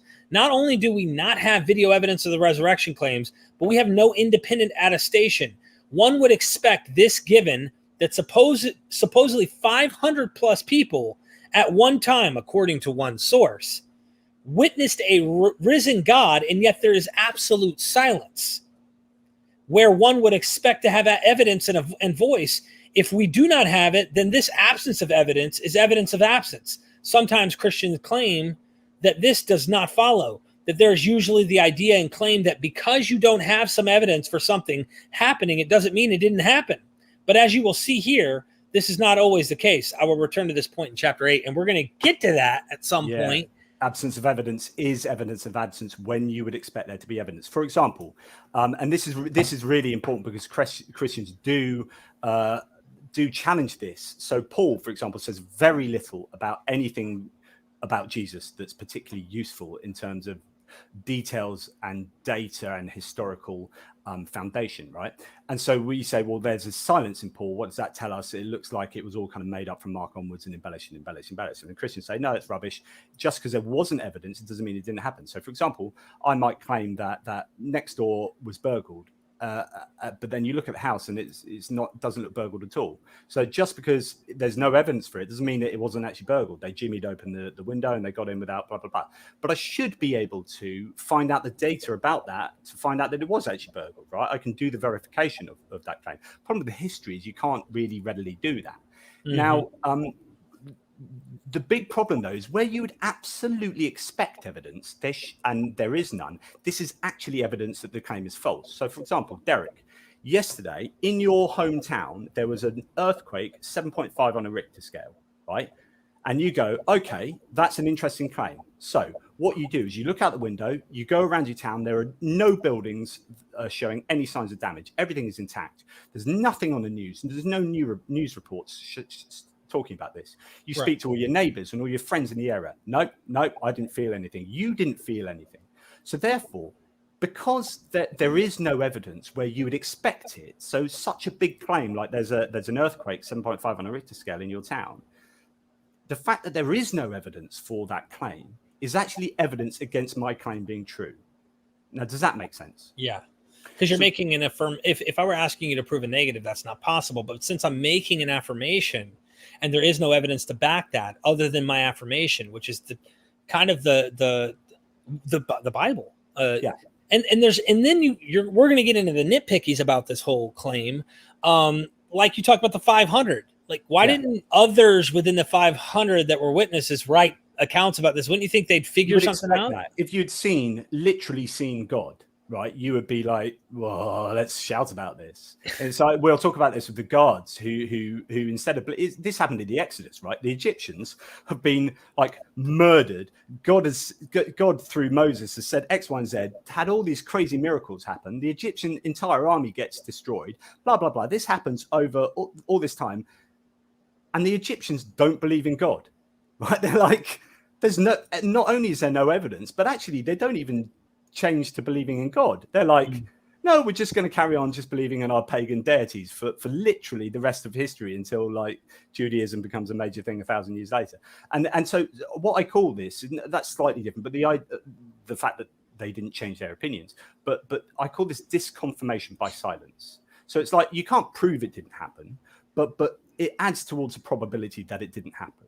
So when we talk about the dead saints parading around Jerusalem, when we talk about the temple veil being rent, when we talk about darkness for 3 hours, and when we talk about an earthquake, right? And this is particularly in Matthew, the fact that there is no other attestation to this in any recorded history makes those claims that we only see in the Gospels, so Matthew is the only one that has the zombies, and I think he's the only one that's got the earthquake. What's the probability of that claim being false? Well, pretty high, because there's no other evidence where we would absolutely expect it. And this is exactly why we have Christian apologists like, what is his name? He got fired from an evangelical college. I talk about this in the book. So Mike Licona he's duty bound to conclude. So you can't. I talk about this hyperliteralism. This is the ramifications of hyperliteralism, which is you work for an institution, and when you say, actually, I've got a really interesting interpretation of this. It might be somewhat allegorical and symbolic. No, you can't have that. Well, how is this free and open like analysis and scholastics. You know, how is this? You are telling me what I have to believe, and I have to do a work that fits in line with this exact conclusion. This is like the opposite to intellectual rigor. Yeah. Do you want to eat or not? Okay. Well, if you want to eat, you better tote the line. If you don't want to eat, then bye. We're not paying you because you're now changing the message. I mean, you know, I have to say, when I hear you bring this up in the book, it makes me want to re-examine it and go, this is a claim. I think he went into the allegory. I think that he went into the allegory because he saw historically the problem with this claim and how ridiculous it is. So it gets even better than that. So when you start understanding what the authors are doing in the Gospels and in the Old Testament particularly, when you understand the anthropological context within which they're set, like I said earlier, when you understand the allusions that they're trying to make, right, then it becomes so much richer. Like the Bible becomes a brilliant book. Right. Like when you're a secular reading it and go, he's making allusion to that, and that's a connection to that. I like what he's done. This didn't happen. But he's selling this in a way. He's telling us something by saying the blah, blah, blah, blah. So someone told me the other day, and I haven't got this in the book. Okay. So the next edition will include this. And I haven't properly researched it. So bear with me. But someone told me, and I'm really annoyed I didn't know this, that it was possibly Ezekiel died and there was an earthquake and darkness at his death. Right. And if that's the case, and I need to look into this, so, you know, all the caveats, if that's the case, and Matthew, so when you're talking about writing and when you're talking about communicating, there are three aspects to writing and communicating, right? It's audience, purpose, and form. Your form is what you write and your content. And that is defined by who you're writing for, your audience, and what your objective is. And those two things will define entirely what you write. So the audience in Matthew are Jews. The objective is to convince them to believe what I believe, that Jesus is the Messiah. So because they're Jews and because that's my objective, I am going to write things that tick all the boxes for Jews and that show Jesus in a really fantastic Jewish light, right? So then, which we understand. So Matthew does this. He does this in the Nativity. He does this right throughout his gospel, which is everything Jesus does is he's the new Moses. He's Old Testament, and I'm going to throw it at Jesus, and all this stuff sticks to Jesus in an Old Testament layer. But if also the earthquake and the darkness is Matthew using what happened at Ezekiel's death, because Ezekiel's a really important Old Testament figure, and then just there's this thing called midrash and pesha where you are like reinterpreting, retelling stories in a current way for your audience. This makes perfect sense. And this is where, as a secular, I'm like, this is brilliant. I love what you're doing here. You're taking these ideas, you've got your audience, and you're going with this. You're trying to evangelize. Your job is evangelizing, right? Is persuasion. You're not writing history. This is theology, not history. And you are selling it to your audience in this particular manner, in a manner that's very different from Luke, because he has a different audience.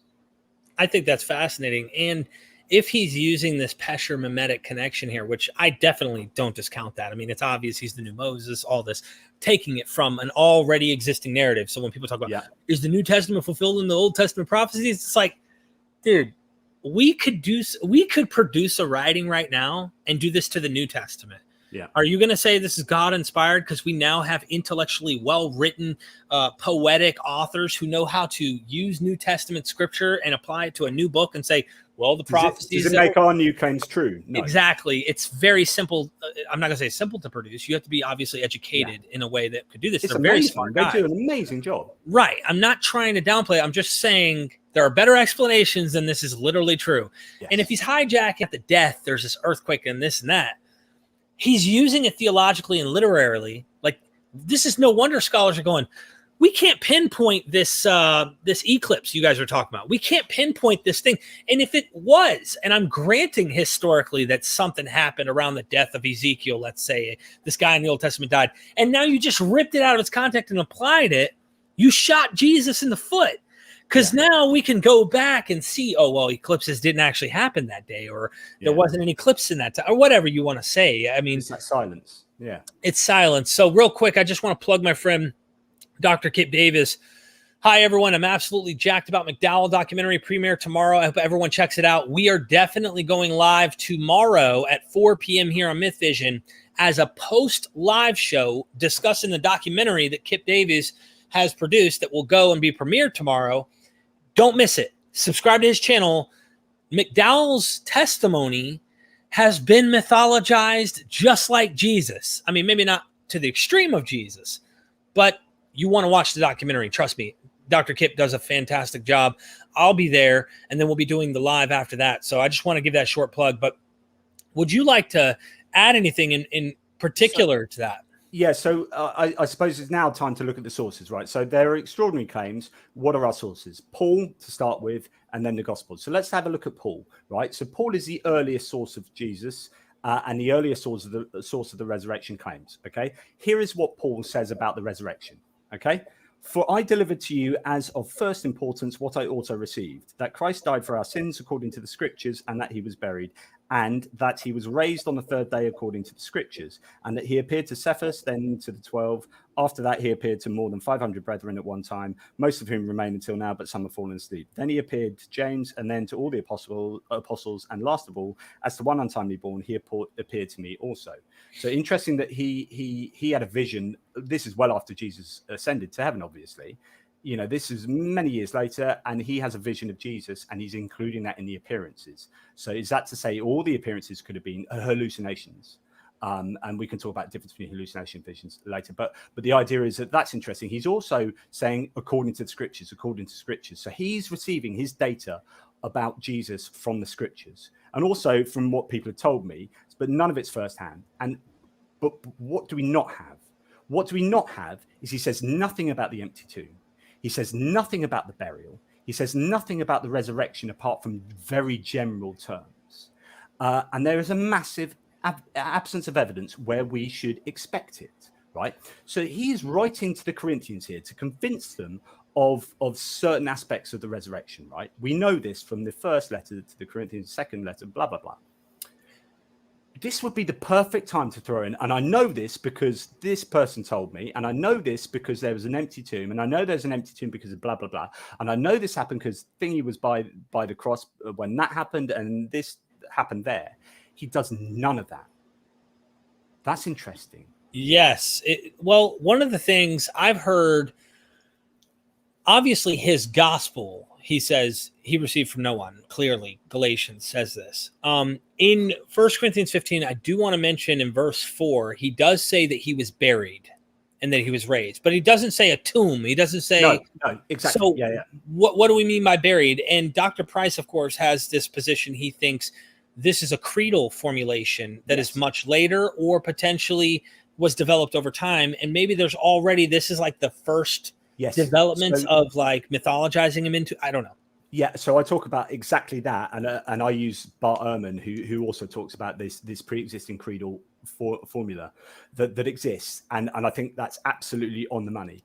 But the broader point to make here is that this, for me, is evidence that the empty tomb idea didn't exist with Paul. So it didn't, and we'll talk about this in much more detail later because it fits in with loads of other stuff. But basically, Paul didn't know about an empty tomb. Mark created the empty tomb, or people around Mark's time, and Mark wrote it down. But essentially, Mark created the empty tomb thesis. Matthew comes along later and has the empty tomb thesis, but he has a Jewish counter argument that the Christians could have stolen the body. So Matthew then inserts some guards at the tomb, right, which is clearly a counter argument. We also know that that Justin Martyr also wrote about this, saying that there were Jews that were claiming that Christians stole the body. So then, but then Luke and John come later. They get rid of Matthew's guards because I don't know for what reason, but probably because they see it for what it really was, which was just a counter argument. So, but if the Jews had been accusing people of stealing the body straight away, and if Paul knew about the empty tomb, so therefore the Jews would have known about the empty tomb and would have been creating this counter argument, then Mark would have been giving us the guards at the tomb. But Right. Mark doesn't give us the guards of the tomb, which then shows that he was the one that created the empty tomb, or at least it is evidence towards believing that he created the empty tomb events. And Matthew is then dealing with the counter arguments against that. Now, what also leads us to conclude that Paul didn't know about the empty tomb is, and Richard Carey's big on this, and I write a whole chapter, you won't come to this yet in the book, there's a whole chapter on a two-body theory of resurrection. So I think, and I agree with Carey completely here, that Paul didn't think that Jesus resurrected bodily. He thinks Jesus had a spiritual resurrection and transformed his body into a spiritual body and then resurrected, but left the real body there, right? James D. Tabor also agrees with you and Carrier on this. Yes. So then why is it that the empty tomb becomes a thing? Now, these are the synoptics and later John particularly saying, we disagree with Paul. His theology is wrong. It's kind of in line with Gnostic theology, although Gnostic isn't like a movement like people used to think it was. It's kind of disparate people believing these different things. But one of the beliefs was this kind of spiritual resurrection idea. Mm-hmm. So the Mark then says, no, Paul, I disagree. And I'm going to show I disagree by having a tomb where the body disappears because Jesus is getting up and leaving. And then this culminates in embellishment after embellishment until John comes along and says, Thomas pokes Jesus, Jesus eats broiled fish, and you have this idea that why would he be saying these things? It's always, you should always ask, why does this author include this? Not, oh, that's interesting. Why does the author include the fact that they're casting lots for the clothes? Because it's in Psalm 22. Okay, now I understand, right? Why does John include Thomas poking and eating broiled fish? Because he is saying to his audience, Jesus was a body and resurrected bodily, and we are in effect disagreeing with the theology that came out of Paul. There is this fascinating place that I would like to point out. Let me see, Matthew 27, I believe it is. And just a quick little note that I heard in James D. Tabor's book, and I thought to myself, this is so interesting. They go out, where is this at? Let's see. They're supposed to meet him in Galilee, which is different. I think it's in Matthew that they go to Galilee. Okay, they took him. Okay, so this is the crucifixion in 27. Bear with me 1 second. Let me go back to 28. I mean, you've got this, the prevailing idea is that all the Gospels are different because they all have different audiences and they all have slightly different objectives. It goes back to audience, objective, form, right? So why do they have contradictions? Because they all have the marginally different aspect of an audience and an objective.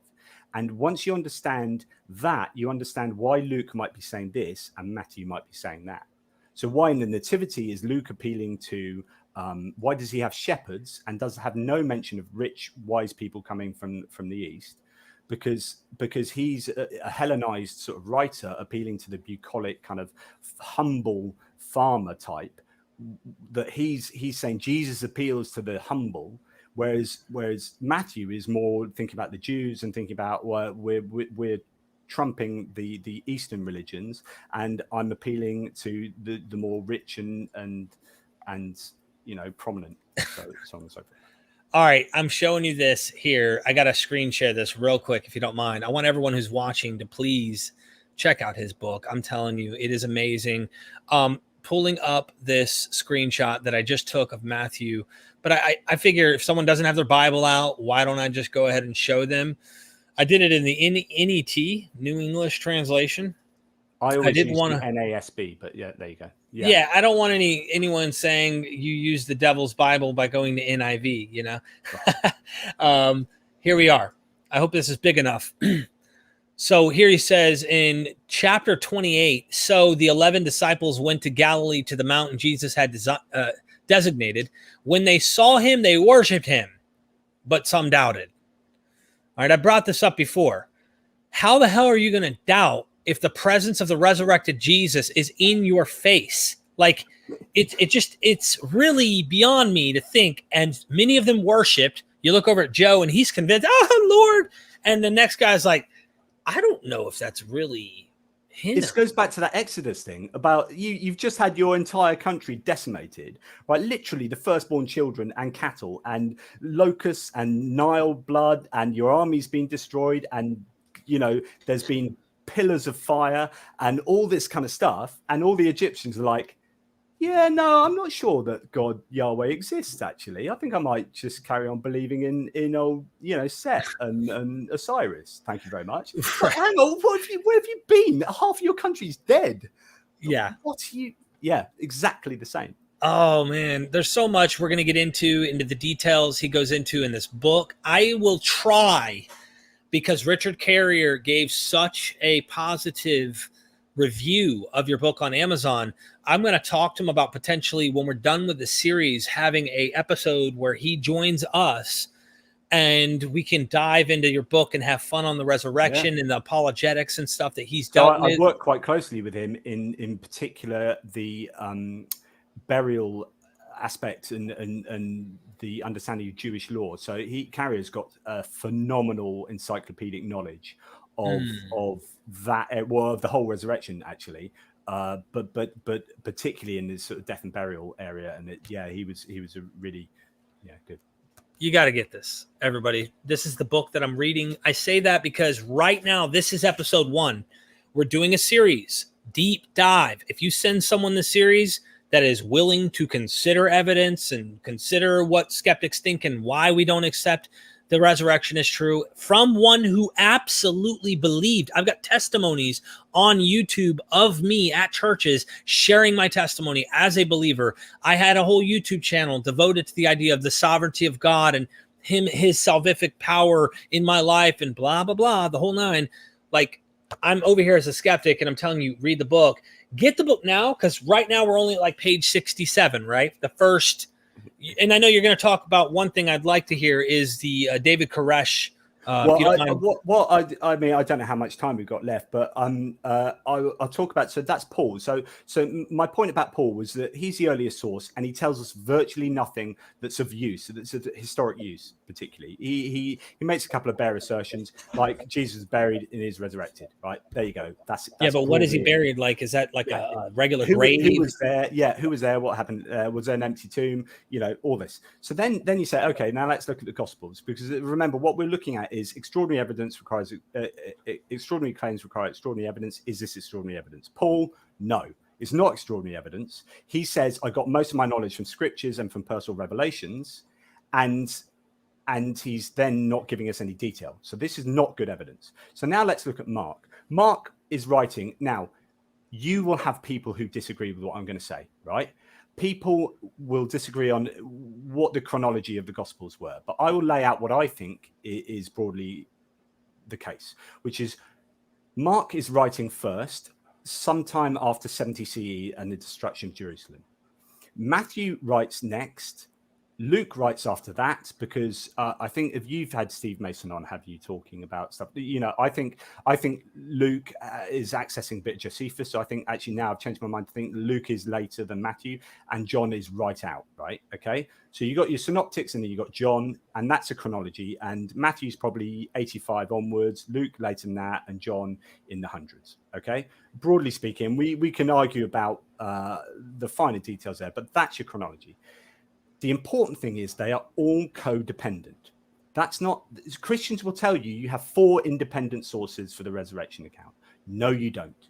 You have one framework of sources, and they all depend on Mark and possibly Q, if you agree with Q existing. People like Mark Goodacre recently putting a pretty good case across that Q doesn't exist. So right. this idea of a source that's been lost, that they label Q because of a particular German word. So either Mark or Mark and Q form the basis of all the Gospels, and they are all embellishing Mark as they go further on to deliver their own theological agenda. So what do we know about the Gospel writers? None of them are eyewitnesses. The provenance and date of the writing is unknown. We don't know where and when they're written. We can guess, have educated guesses. They were written ex post facto. What does that mean? Well, it means that these guys believed Jesus was the Messiah first, and then went and wrote about his messianicness and his life, right? So they're already committed believers. They are agenda driven, which means they are biased. They are evangelizers. Luke the evangelist. These guys, their raison d'etre is to convince their audience to believe what they believe, right? Yep. They are not writing history. They are not using known historical methodology, historiographical methodology. We know that contemporaneous historians at the time, Thucydides, Polybius, Arrian, they were at least discussing their sources. They were even saying that Thucydides was quite open about the use of speech. Now, here's a big problem I have. The Bible is littered with speech. Old Testament, New Testament, speech all the way through it. Who was there noting down what Jesus said with Pilate in private? Who was there pressing the button on a dictaphone? All right, hang on, Jesus. Of Gethsemane. Yeah.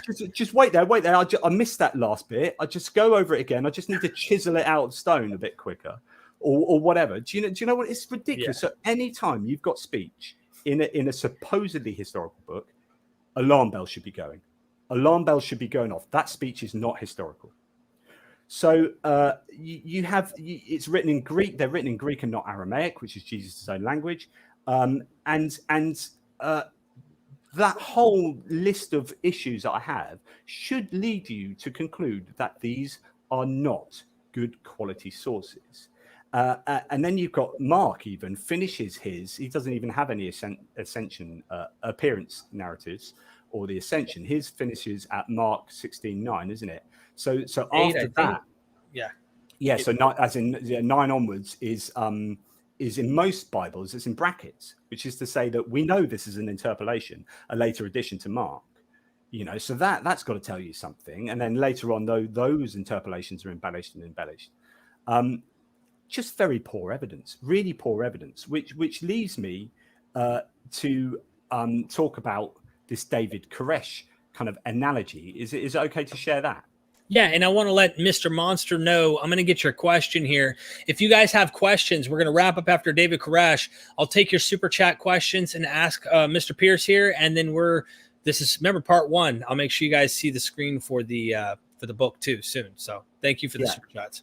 Absolutely. I just need to get to the right page. But yeah, so what would your opinion of all the Gospels being pretty low quality evidence? I mean, what were you thinking when you were a believing Christian? Oh, no, I believed them hook, line, and sinker, that they were the actual historical what happened and they were true. And I would listen to guys like William Lane Craig and these other apologists that are out there that would try to make up some type of they only pointed out the details that they wanted to present. It wasn't they were purposely contradictions. It was just, to him, it was just important to point out there was one angel instead of two, or there was only one woman instead of 3 or 4. Well, those weren't contradictions. So I always downplayed everything was able to be rationalized. Let me find a way to harmonize and say these are all separate accounts. Yeah. So it's all just 4 witnesses, not one. But yeah, exactly. So I like to analogize this by saying, okay, imagine that me, Jonathan Pearce, I really dig David Koresh. Not now, actually in about 20 years' time, to make the analogy even more accurate. So in about 20 years' time, I am like, David Koresh is the Messiah. He is utterly cool, right? He is a divine being. But I believe this whilst in another country, right? Okay. And I believe he's the living Messiah, but I don't have telephone. I don't have the internet. I don't have a car or public transport to research these claims, and travel is too expensive, too lengthy, and actually too dangerous often. But after being converted to Koreshianism, coming to already claim that this guy is a Messiah, this is the ex post facto bit, I then write a history or account of this guy and his messiahship. So remember, I've never met him. There's no way of knowing, and it's unlikely given my geography, whether I have met any of his disciples and how I got my sources. And I even call myself an evangelist, one whose job it is to convince other people using persuasive techniques of the messiahship of Koresh. Do you think that this would be a reliable account of David Koresh? Should my account be trusted? And the answer should be no. Like, if that's what I'm writing, about David Koresh, and you are looking into the objective historical understanding of David Koresh, my account should be treated with a huge amount of doubt and skepticism. Does that make sense? Absolutely, 100%. But I would, like I said, I never came to Christianity. I'm being honest. I didn't come to it because it was smart, that I knew it was actually true, that it was actually factual. And I think apologists, their job today isn't just defend, it's to try and present it as if it's intellectual and this is actually true. So their job is to now they're moving the goalpost. God is now outside space and time. God is in, like, beyond comprehension. And the goalpost always moves on and on and on, and they're sophisticating the whole religion. And it's really not the reason I became a Christian. And in fact, I very much doubt, if we took a poll, I would suspect the 2 billion, if there are that many Christians in the world today, they're not Christians because this is true in any factual, historical manner at all. You can count, I don't know, I don't want to put a number on it, but it's definitely not a significant number that this is. They might believe it's true, but not taking a critical inquiry like this. You wouldn't walk away. This is why a lot of Christians, I think, stop being Christians after they go to like secular colleges that take critical examinations of their own beliefs. And mind you, for the Christian who might be watching this all the way to this point, Islam's the same way. I had an ex-Muslim who came on and said it's so hard to find Muslim scholars first of all, there's not a lot of money in it. You're kind of committing suicide in a way by coming out against such a religious movement, because they don't take fondly to criticism. But also the ones who have their own faiths analyzed inside of secular colleges like Harvard and such don't walk out viewing Islam, the Quran, and all that the same. They can't even look at it the same, because now you've looked at it in a way you were never taught to look at it when you stood behind a pulpit hearing the guy going, "This is the truth. Don't you feel it? Don't you feel it?" And the Mormons have the same thing, and the Hindus and the Muslim. Everyone has the same, "Do you feel it?" And they attach it to, "Let me make this true." And in some way, they justify their claims of miracle. And what's important to remember is, this is where John Loftus's book, The Outsider Test for Faith, which is a relatively simple idea, but his book is brilliant, actually, and it really is worth a read. It's this simple idea that we don't evaluate our own beliefs, certainly in a religious context, in the way that we evaluate beliefs of others or other religions. So as a Christian, I would attack Islam by saying, well, that's ridiculous, and that's ridiculous. But it turns out that the mechanisms I'm using and the arguments I'm using equally apply to my own faith, but I'm not prepared to evaluate my own faith in the same way. So I have double standards. And this is a massive, massive problem. Now, we'll talk about this in a later episode when we discuss hallucinations and visions. But just to give a little sort of soupçon, the Christian will say of the Muslim. So the Muslim believes that Muhammad had a bunch of revelations that were true revelations, and he actually saw visions of the Archangel Gabriel doing X, Y, and Z, and this is basically how the entire religion started, and that's the basis of the entire religion. Right, and they'll say, well, that's ridiculous. Muhammad was clearly having hallucinations, and you say, but hang on a second, because this is what we're saying about the appearance narratives after Jesus was supposedly resurrected. How can you apply those standards to Islam and out of hand dismiss them as mere hallucinations, and then Paul and the rest of the people who have been appeared to have suddenly have veridical experiences that are just not victim to the same kind of metrics of evaluation? It's just double standards. You know, this is amazing, because from what I understand, Pseudo-Clementine, in one of the Pseudo-Clementine letters, if I'm not mistaken, there's this polemic where Peter and Paul are arguing, and Peter's like, we were taught by the guy on earth. And, you know, we don't know what appeared to you, but this angel of light, and you see this in the New Testament, talking about even if an angel of light appears to you and tries to teach you, whoa, what the heck? So, yeah, I'm with you on the whole Gabriel angel thing that goes on with Muhammad and stuff. We're going to definitely have to get in deeper. Super chats. If you guys want to ask any questions, feel free to super chat them, and we'll wrap things up here. Mr. Monster, thank you for the super chat. He says, have you heard of any rumors that Jesus survived the crucifixion to live on and went to India in Kashmir? Or maybe the entire crucifixion was staged. This goes into Islam as well, by the way, that they don't believe he actually was crucified. Someone else did in his place. Yeah, so this is where obviously this goes right to the end of the book, which is, okay, so if we've picked apart the crucifixion as far as Christians would have it, what could be a probable explanation of the data? And the actual reality is that almost any naturalistic theory that I can give you is more probable than the Christian theory of what happened. So this is actually called the swoon theory, or a version of the swoon theory. So the swoon theory essentially says that Jesus was crucified but didn't actually die, but they thought he had died. Maybe he'd passed out and they thought he had died. They took him down, which is Jewish custom to take down a body before sunset if they think it's dead. And then they bury him in a tomb. But actually, he's not dead. And he goes, he wakes up and he goes, I'm alive.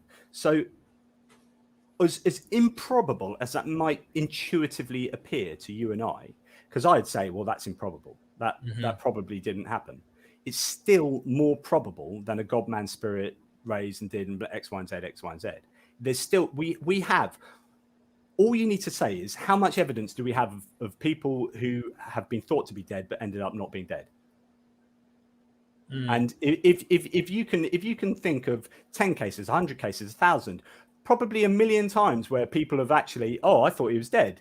Like we thought, and on a battlefield, and someone actually, we thought he was dead, but it turns out he wasn't dead. He was just, unconscious for a bit. Or this happens relatively frequently, right? Mistaking people for being dead.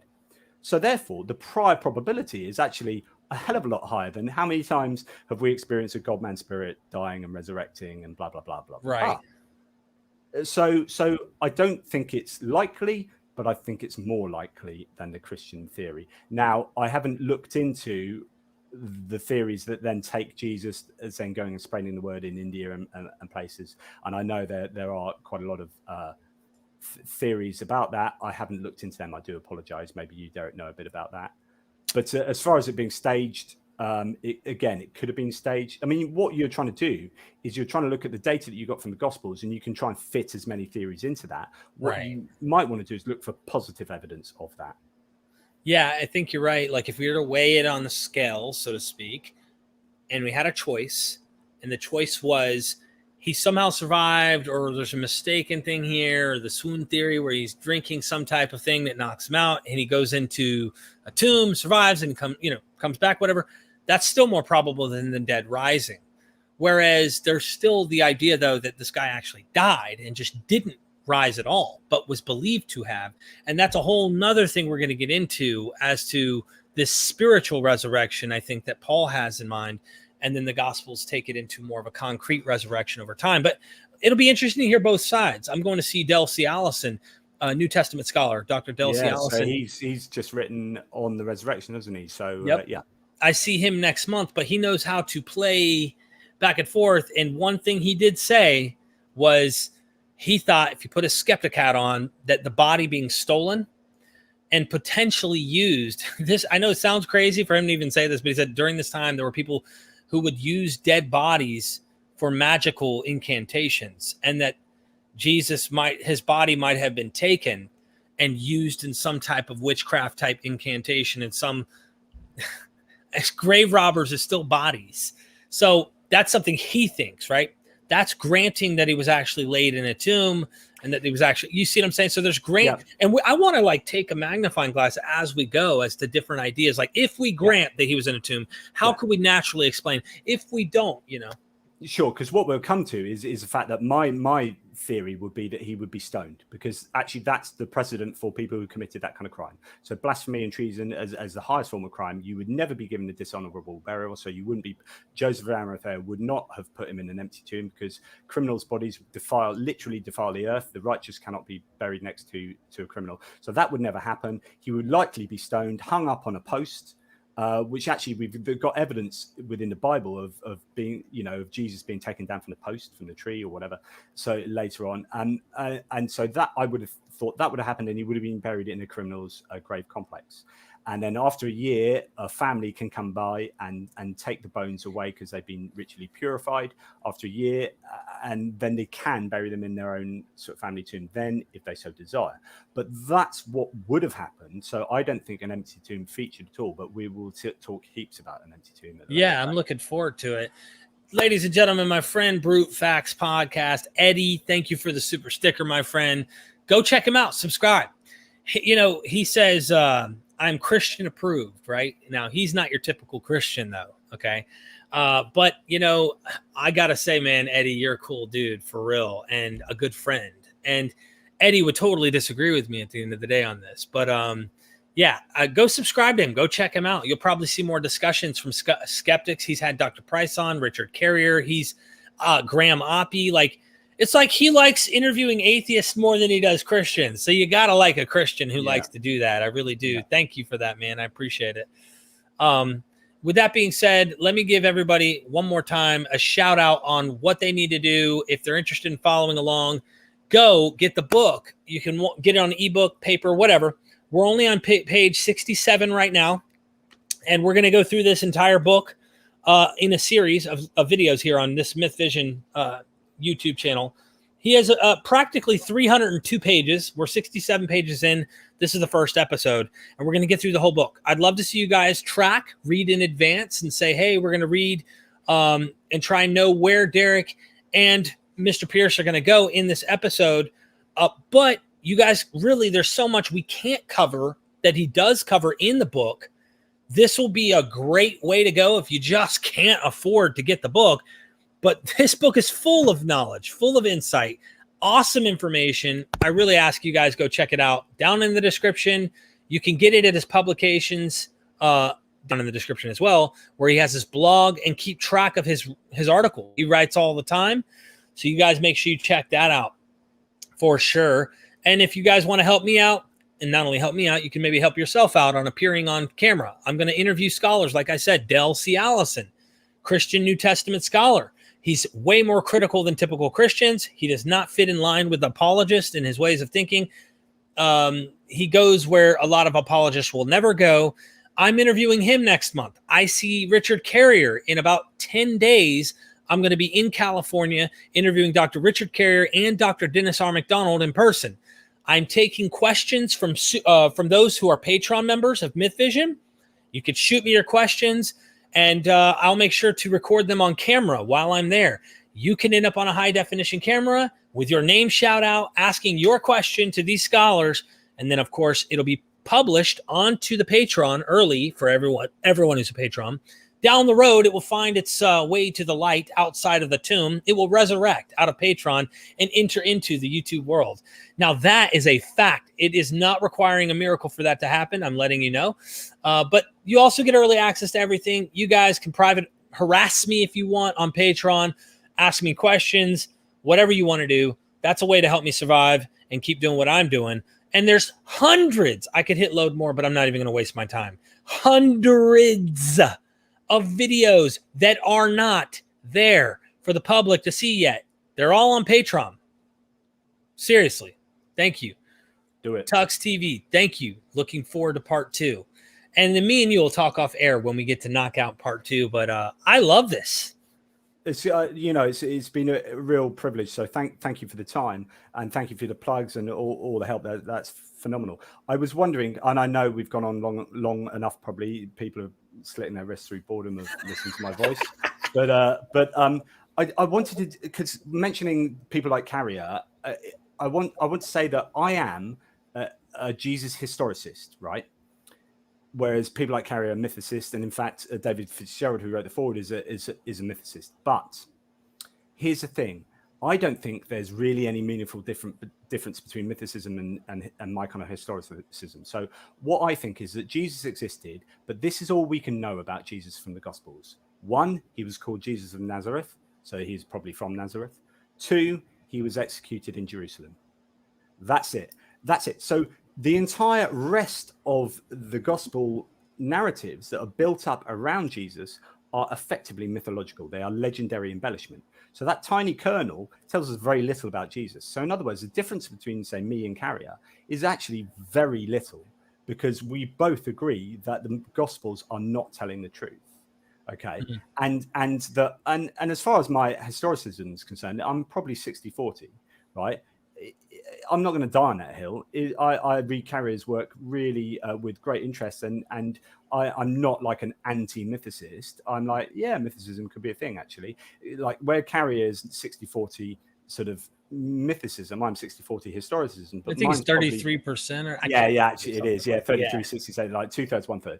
But where I'm like a bit more intuitive on that, like I think there's probably a historical kernel. I think you would have to have. I think it makes sense of the cognitive dissonance and the way that, but then the complete embellishment of the Gospels as it happens is myth making.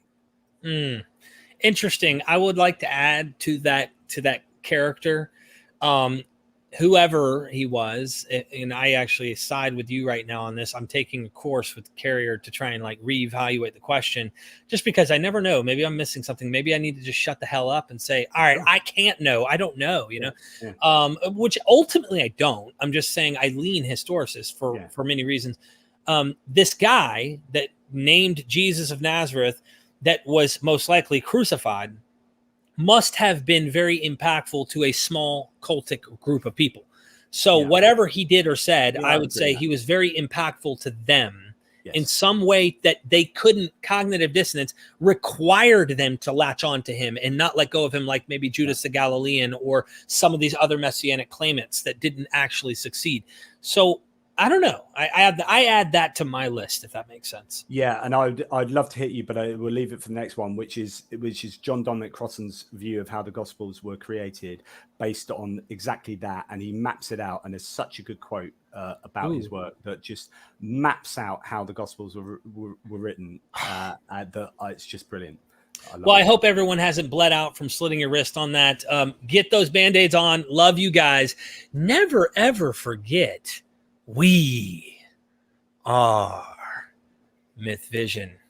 Till next time, part 2.